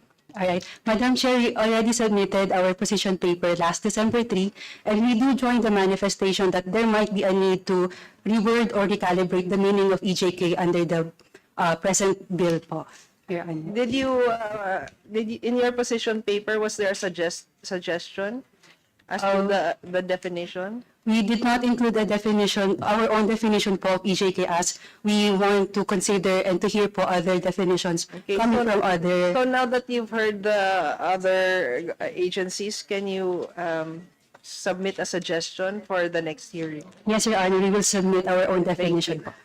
Kong Zia, do you have a question? Yes, Madam Chair. I'd like to know what's the position of the National Security Council. Do you interpose no objection? Do you support the bill? We do support po this effort, but we interpose on that there's a need to reword or recalibrate for the meaning of the EJK. I think that's a common opinion of all the agencies that we have heard so far, that they just want to refine the definition. Sige. Madam Chair. Yes. I do not have any problem in refining the definition, no? Pero palagay ko naman malinaw na ang kaibahan dito sa murder, yung yung illegal order Di ba? Yung illegal policies is actually unconstitutional. And that is what is the difference between EJK and murder. Yung qualifying sa murder, kasama dun sa EJK Ang pagkakaiba lang nito, ginawa ito ng mga agents of authority on the basis of an illegal policy, illegal order. Yun ang pagkakaiba Okay. Okay, so Let me ask Madam Chair, the OSJ, what they think about what I said. back to OSG tayo. Favorite kayo ngayon ng mga members, sige. Magagaling sila. Sir, since medyo major po yun, decision siya on our part, I think we have to confer with our office first. And then we will, all your suggestions and are noted, and we will get back to you to answer. For the next hearing, yeah. Yeah, we would like to ask the OSG, the Commission on Human Rights, for example, the NSA, no, in not only in submitting your proposals, but also to fast track this, no, because we do not want to delay the approval of this bill. Kasi 8 sessions na lang kami next year. Oo. Okay, thank you. Thank you, Madam Chair. AFP, Good afternoon, Madam Chair, and to the members of the honorable committee. The AFP wish to state that we are fully committed in respecting, promoting, and fulfilling human rights. It continually engages with the Commission on Human Rights on reports of alleged human rights violation and submits its personnel for investigation before the concerned agencies, including the Department of Justice, the Office of the Ombudsman, NBI, and the Philippine National Police. By the way, Madam Chair, I am Captain Anthony Cabarteja, the Chief of the Advocacy and Research Branch and Legal Officer of the AFP Center for Law of Armed Conflict. And we appeal to this honorable committee to give us sufficient time to consult the other appropriate offices of the Armed Forces of the Philippines to present our official position on the subject. The process of obtaining inputs, subsequent deliberation, and drafting of official position on the matter may take a longer period for the Armed Forces of the Philippines. This is why we venture to give our initial inputs to the House Committee during the hearing to put context on our stand to the proposed bill. May I just share one question, Your Honor? If a public official committed killing in official capacity or not in official capacity, is it considered as an EJK? Under the definition. Napakadaling under EJK, if he did it Basta. on the basis of an illegal order, yun a policy that is against the Constitution, yun ang pagkakaiba doon. Thank you, Madam Chair. Lahat ng magsasubmit ng position paper, no? I'm giving you until next week, a week from today. Today is Wednesday. So, kailangan by the 18th, all position papers have been submitted already. Wala nang excuse. Yes, Madam Chair. We submit it. Madam Chair. Thank you, Madam Chair. Okay, PNP. Madam Chair, good afternoon. To the other members of this committee, and other resource persons, good afternoon po. From the PNP side, ma'am, we are in support of this proposed bill. However, we have these following comments and recommendations for consideration. And may I be allowed to read, ma'am? Sige.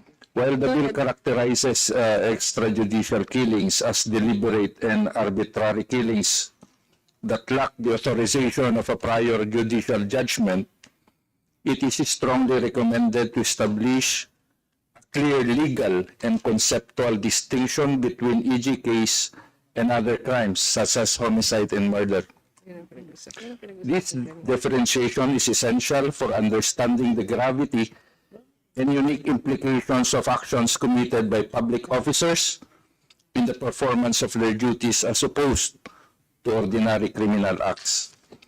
There is often a blurred line between legitimate law enforcement activities, such as arrest or acts of self-defense, and instances of extrajudicial killings, particularly when excessive force or procedural lapses are involved. In such situations, the intent and context of the actions must be carefully examined. The proposed bill should address the critical legal issue of determining whether a death resulted from an intentional act of unlawful killing or was an unintended consequence of a legitimate operation. Establishing clear guidelines in this regard is essential to ensure fairness and accountability. And lastly, on the provision of under Section 9, which titled Presumption of Administrative Negligence, we respectfully suggest the establishment of a clear and objective parameters for the Commission on Human Rights in assessing administrative negligence among public officials in relation to EJKs.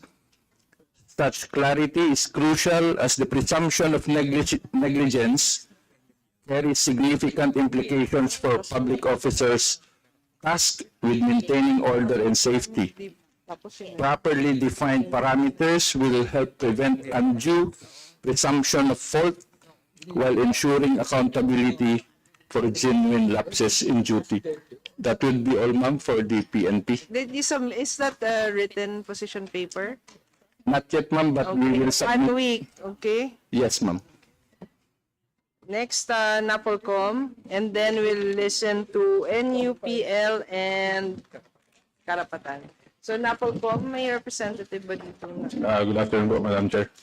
Attorney Bustonera po, Director for Legal Affairs of the NAPOLCOM.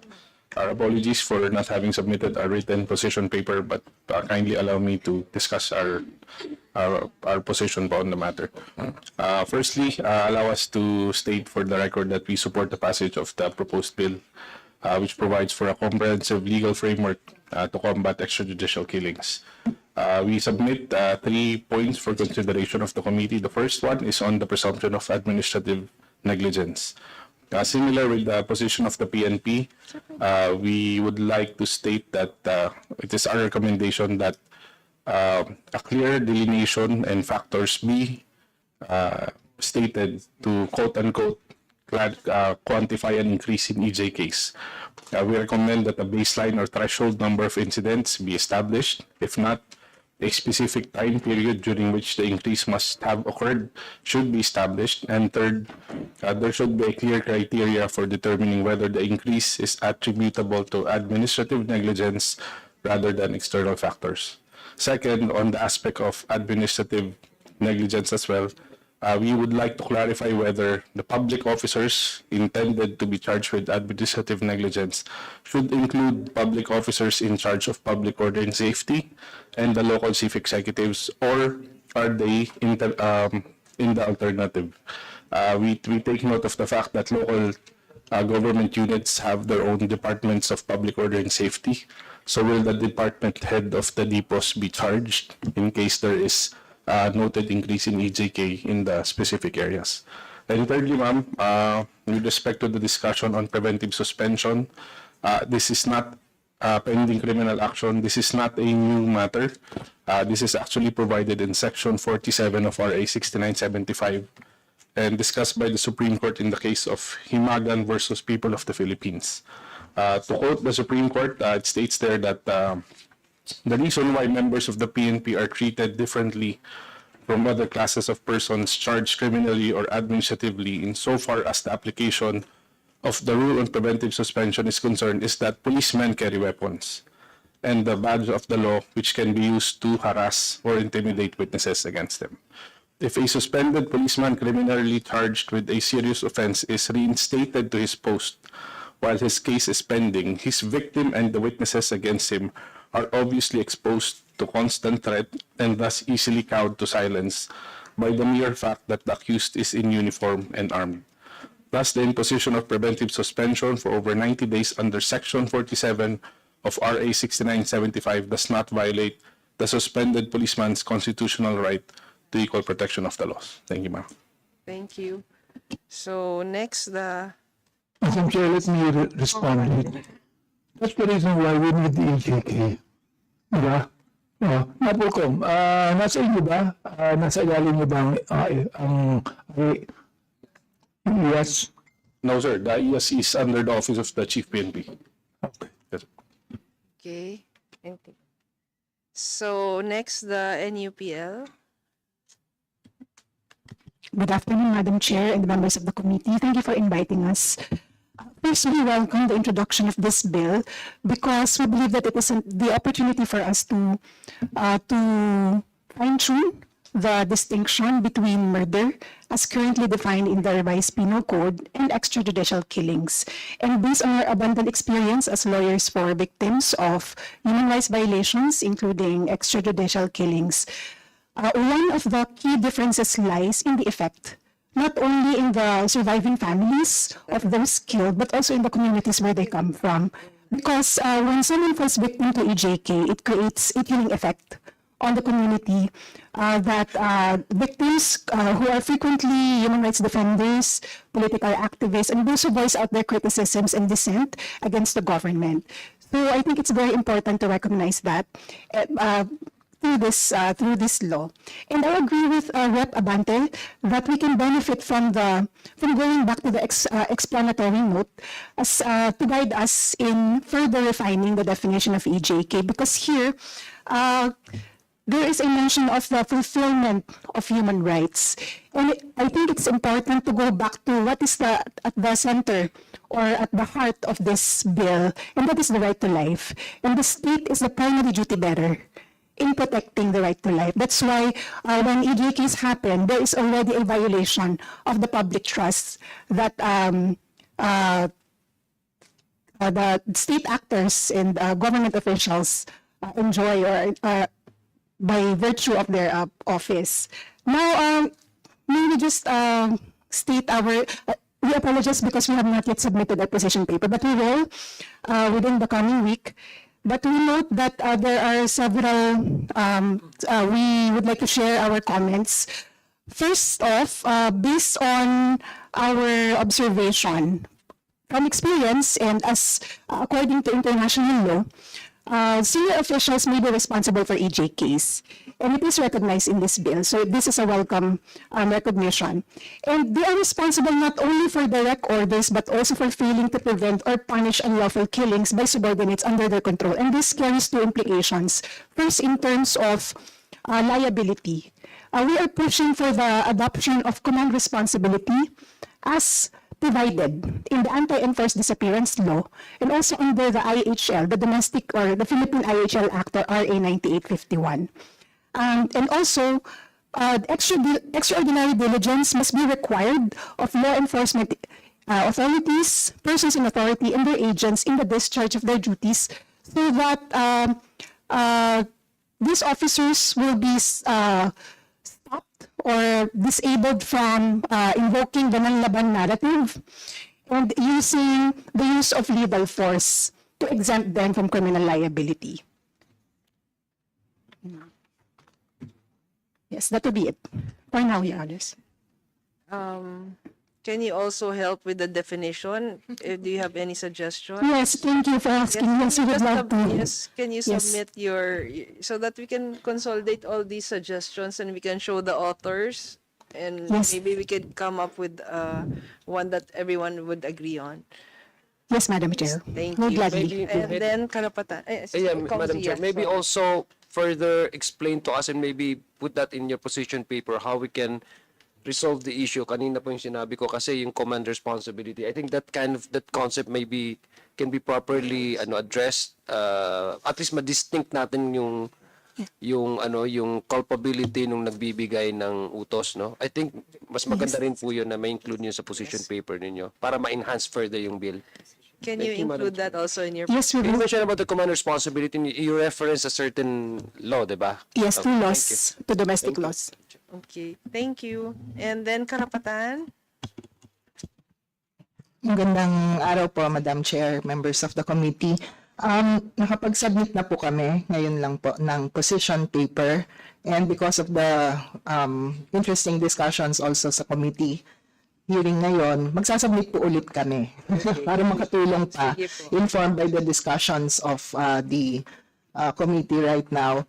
But first and foremost, of course, we acknowledge po this proposed measure as a very important step to define the crime of extrajudicial killings dahil we've been using it for so long because it has happened also for so long. No? And we actually developed our own definition as reflected in our glossary, like Commission on Human Rights po.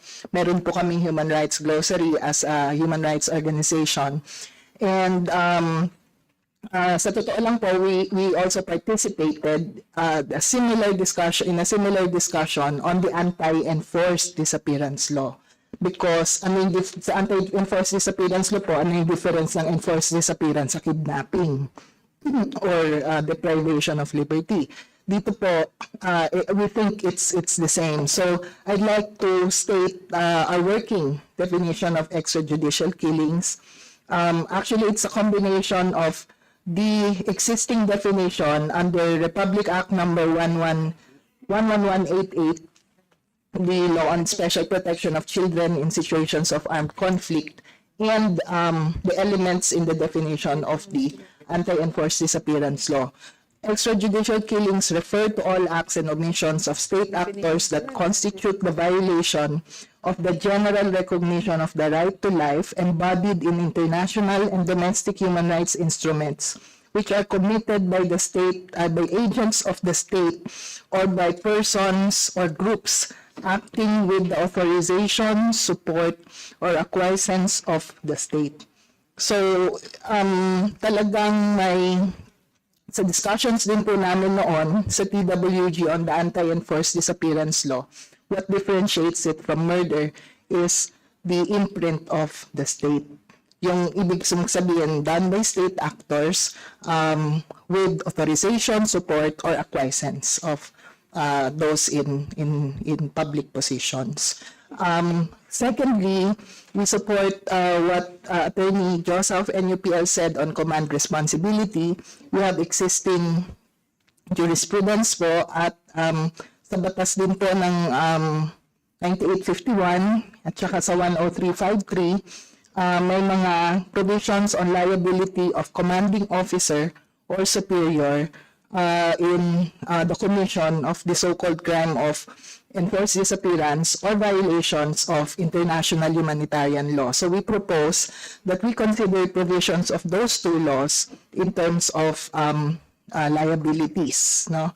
And bearing in mind also yung doctrine of command responsibility as defined in the decision of the Supreme Court on the petition for the writ of amparo and habeas data dun po sa kaso ni Noriel Rodriguez. Meron pong dinefine doon ang Korte Suprema tungkol sa saklaw ng command responsibility.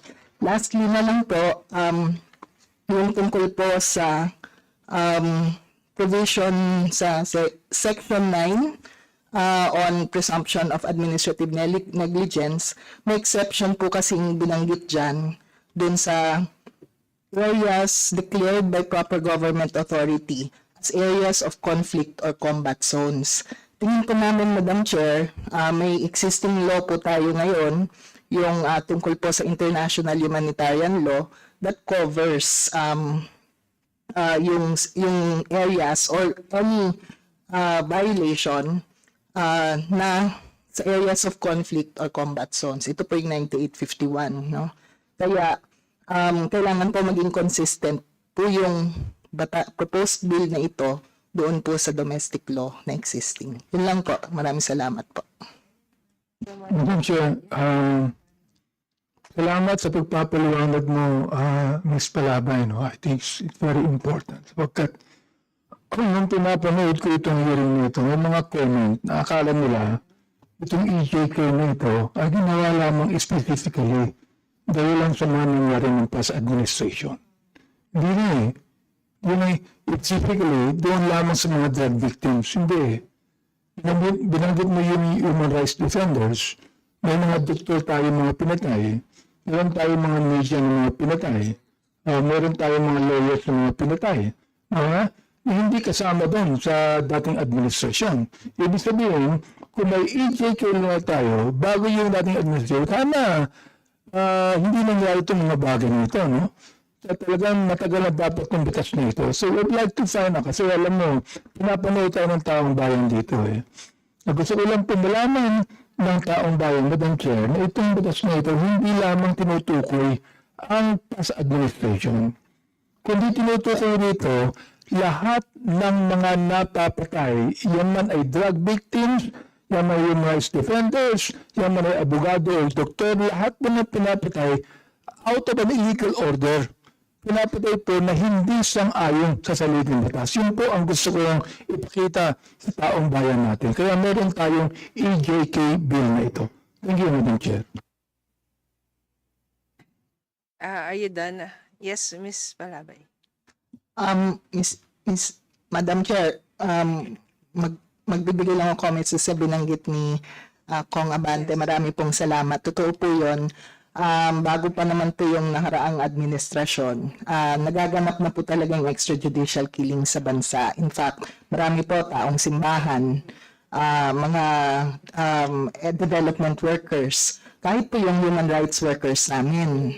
Kaya malaki din po yung at stake namin dito sa bill na to. Tama po yun. Nagpa-file po kami ng murder, ng kaso ng murder, no? Pero it doesn't quite fit the bill no? Kasi hindi naman po ito acts of committed acts of one person to another. These are acts we think of persons in authority, no? Dun po sa isang human rights worker who is documenting and reporting on human rights violations cases. So, sa totoo lang po, we think this is long overdue. That is correct. And such a law will not only recognize, put no? Doon po sa dati ay tinatawag na salvaging, di po ba? May tawag dyan, salvaging, summary execution, assassination, etc. But also, it would provide a clear guideline or a standard sa ating pong paggugobyerno tungkol po dito. Last naman po, Madam Chair, nag-agree po kami na yung reparations po ay magkaroon ng hiwalay na bill, batas tungkol dito. Naging part din po kami ng discussion sa Human Rights Victims Recognition and Reparations Law. Marami pong kailangan sigurong include pa na transitional justice mechanisms doon po sa binubunong reparations bill. At doon po, may standard na din po kasi tayo, yung HRVV. No? So yung mga ko-consider na lang po kung ano yung saan manggagaling yung appropriations. At the same time, ang maganda po doon, may relative independence po kasi ang isang claims board na katulad nun na hindi naka-attach lang sa Commission on Human Rights. Dahil as it is not right now, I understand, talagang mabigat na rin yung inaano ng CHR. And then HRVV claims board before, na may independent function and operations, nakatulong po ng malaki yon para po dun sa pagbibigay po ng reparations, monetary or non-monetary reparations sa martial law victims. Yun lang po. Thank you. Madam Chair, Yes, po. kanina binanggit ni Ms. Balabay yung compensation, yung reparation. Narinig ko yung tanong ng DILG kanina. Saan DILG? May nagtanong kanina kung saan manggagaling yung reparation. Please, manggagaling sa inyo yung reparation. Natural, di ba? Pag AFP, pag sundalo, manggagaling sa AFP o Department of National Defense. Huwag kayong mag-alala. Pag naging batas to, we will provide the funding for that. Sa inyo mga ahensya. Kaya huwag kayong matatakot ng bigay ng reparations. Okay? I think sa bill ninyo, Kong Benny, merong appropriation provision, yes. Okay. So last three na lang tayo na na agencies, NBI, PAO, and then last of course yung DPM. NBI, please identify yourself.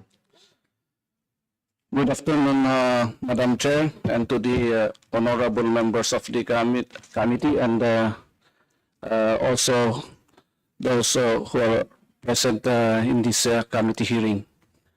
Our apologies, Madam Chair, that we haven't yet submitted our position paper. Madam Chair, may I be allowed to read some of the Yes, go ahead and you can. it is from position paper, Madam Chair. Yes, go ahead. Judicial killings or extrajudicial execution is a deliberate killing of an individual by a state agent or with their consent without previous judgment affording judicial guarantees such as due process and impartial procedure. The form of killings is contrary to the legal obligation of the state to protect the right to life, Such arbitrary deprivations of life often target political opponents, activists, or marginalized groups.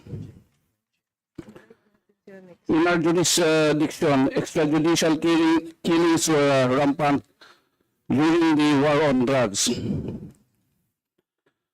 It targeted the drug dealers and users. However, as can be gleaned from news reports and ongoing investigation, most of the victims of the war on drugs were the poor. Most of the victims of the anti-drug campaign were people in the low-income bracket or the marginalized groups. The apparent disregard of this fundamental right by the state, who is tasked to protect the life and liberty of the Filipino people, clearly indicates the decline of the morality of the government officials and law enforcement agents, resulting in the loss of confidence by citizens in the justice system of our country. In view thereof, the National Bureau of Investigation, the premier investigative agency of the country, is an ardent supporter and enforcer of state policies to maintain peace and order, protect life, liberty, and property, and promote the general welfare of the Filipino people. Extrajudicial killings present a threat to the inherent right of every human being, the right to life. The NBI firmly believes that House Bill 10986 will help in upholding the right of every person to have his life respected and deter the arbitrary deprivation of this fundamental right. The House Bill will strengthen the commitment of the state under international law to protect, respect, and fulfill human rights, which entails the protection of individuals and groups against human rights abuses. It is mandated that in the performance of duty, the state law enforcement agents shall respect and protect human dignity and uphold the human rights of all persons. No law enforcement agent shall inflict, instigate, or tolerate extrajudicial killings, arbitrary arrests, any act of torture, or other cruel, inhuman, or degrading treatment or punishment. The NBI hereby expresses its full support to the House Bill, which will classify and penalize extrajudicial killing.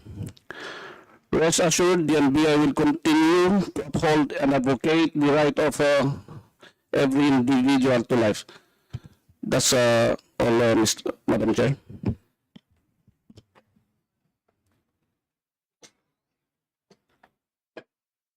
Once again, good afternoon, Your Honors. I would just like to reiterate our position, Your Honor, that our Lord to honor the Honorable Committee in its effort in order to pass this particular legislation, Your Honor. That's all, Your Honor. Thank you, Your Honor. Lastly, DBM. Good afternoon, Madam Chair. I'm Trisha Baranpo from the DBM. The honorable members of this committee and to our fellow public servants. Regarding to this bill on the organization, we respectfully suggest po to review and assess and harmonize po the functions of the existing bodies po. Kasi under the DOJ, meron na po tayong Board of Claims and sa CHR to ensure po to identify the gaps, to ensure na wala pong overlapping ng functions and areas to be strengthened, and of course, duplication po ng funding for the purpose. Kasi currently, under the CHR po, meron po tayong financial assistance to victims, which I think overall naman po this pertains to human rights.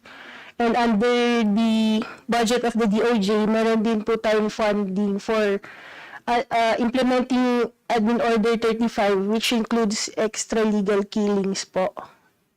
So, yun po yung first on the organization. And then, on the funding requirements po, we take note po under RA 7309, ang funding source po niya ay from PAGCOR and yung proceeds from disposition of military camps in Metro Manila by BCDA, etc. Para po hindi ma-bloat po yung ating fiscal space kung sa GAA po siya ilalagay. Especially hindi naman po natin alam, hindi naman po siguro yearly may claims po yung reparation for the victims.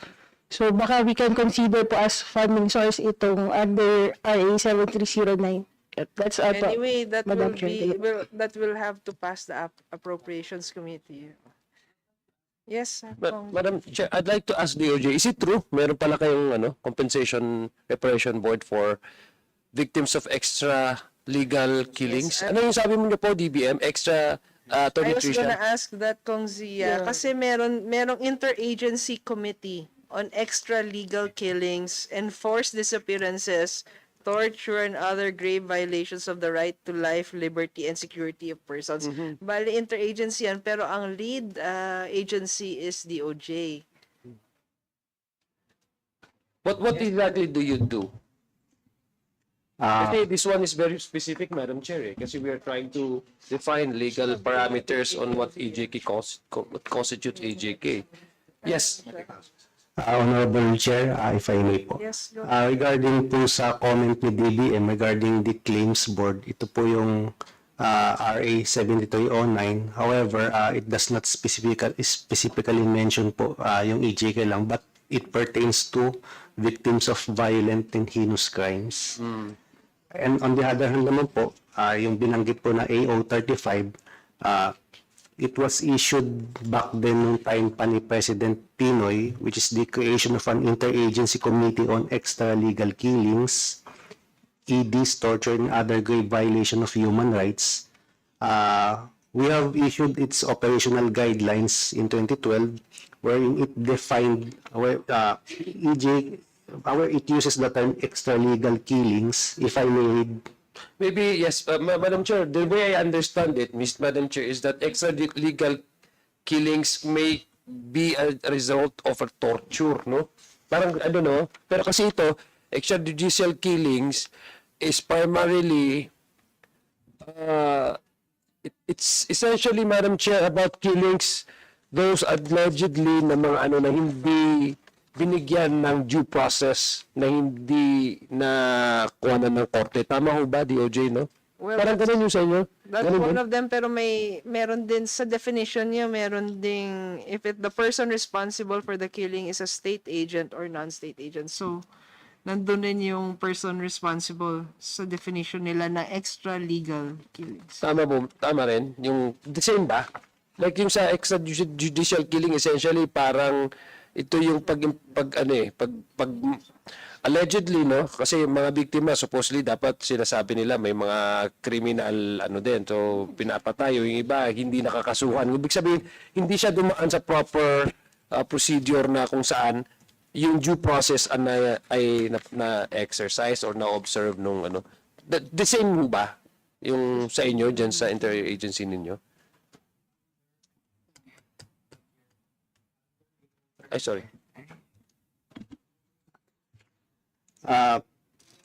Extralegal killings refer to it identified the victims, such as when the victim is a member or affiliated with an organization affiliated with the political, environmental, labor organizations, advocate of such causes, or those who are mistakenly identified regarding such, or another one is the victim was targeted and killed because of actual or perceived membership, advocacy, or profession. The responsible or the perpetrators are state agent or non-state agent, and the method and circumstances of the attack reveals a deliberate and intent to kill. That is based on AO 35. Thank you, Madam Chair. Thank you. Any other questions from? Gusto ko lang kasi ko doon. So, ibig sabihin, do you have a board and do you also address reparation? Have you actually released mga actual reparation? Kasi that's the, di ba tama we are Attorney Tricia, no? Yung sinabi nyo? The board is also mandated. Yes po. Good afternoon again, Madam Chair. We have under 7309 po, RA 7309, meron po kasing Victims Compensation Fund po. And we actually release po funding for that.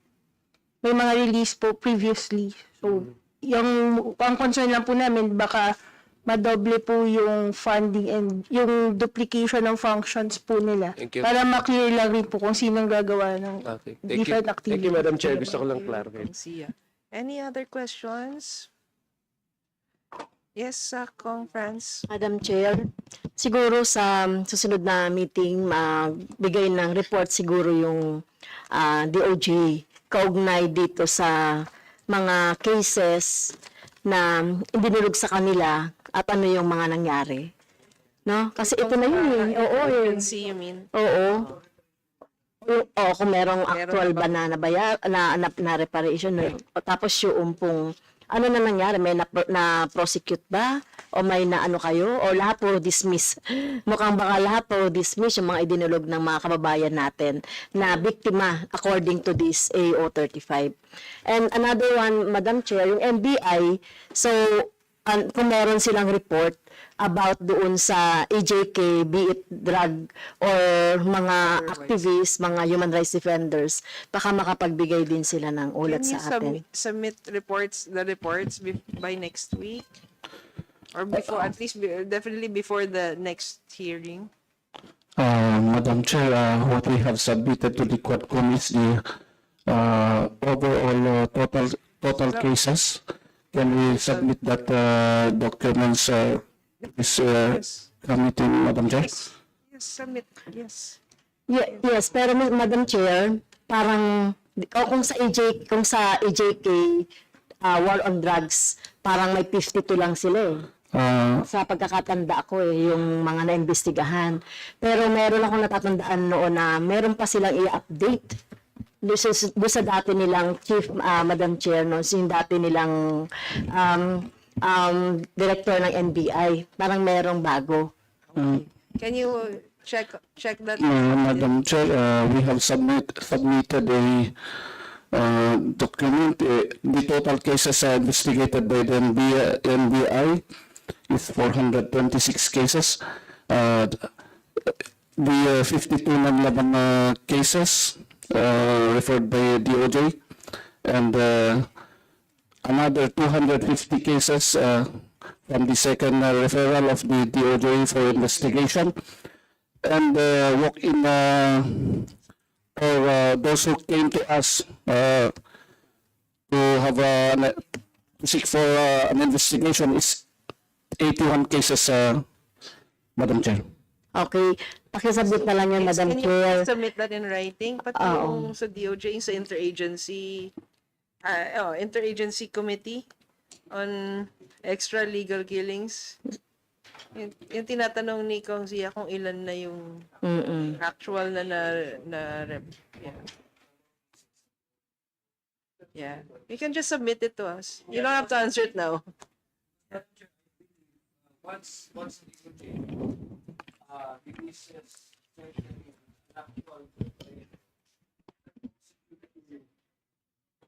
That would constitute, Madam Chair, na parang, and the implication is that talagang yung alleged na gumawa nun ay guilty siya dun sa crime. Kasi bakit ka magbabayad kung hindi naman, ano. So gusto ko lang malaman how do you determine that? Would you need any court, decision for you to be able to release this compensation, reparation? Thank you, Madam Chair.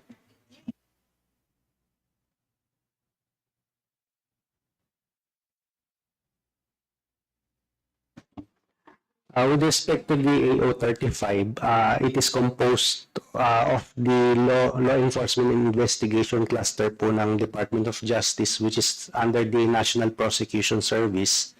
What we will do, from the legal staff, we will coordinate with AO 35 head kay Assistant State Prosecutor Gino Paulo Santiago for the... Yes, ma'am. It is better po na ma-invite po sila sa prosecution. Okay. Any other Dagdag ko na lang, Madam Chair, kasi puro droga yung sa NBI. Meron ba silang naimbestigahan on extrajudicial killings on human rights defenders, mga activists, mga dissenters? So, AO 35. hindi. Aside from sa AO 35, baka merong separate din yung NBI na naimbestigahan tungkol dyan. NBI, can you submit? Ayun. Okay, we'll ask them to submit it. Anything else from our members?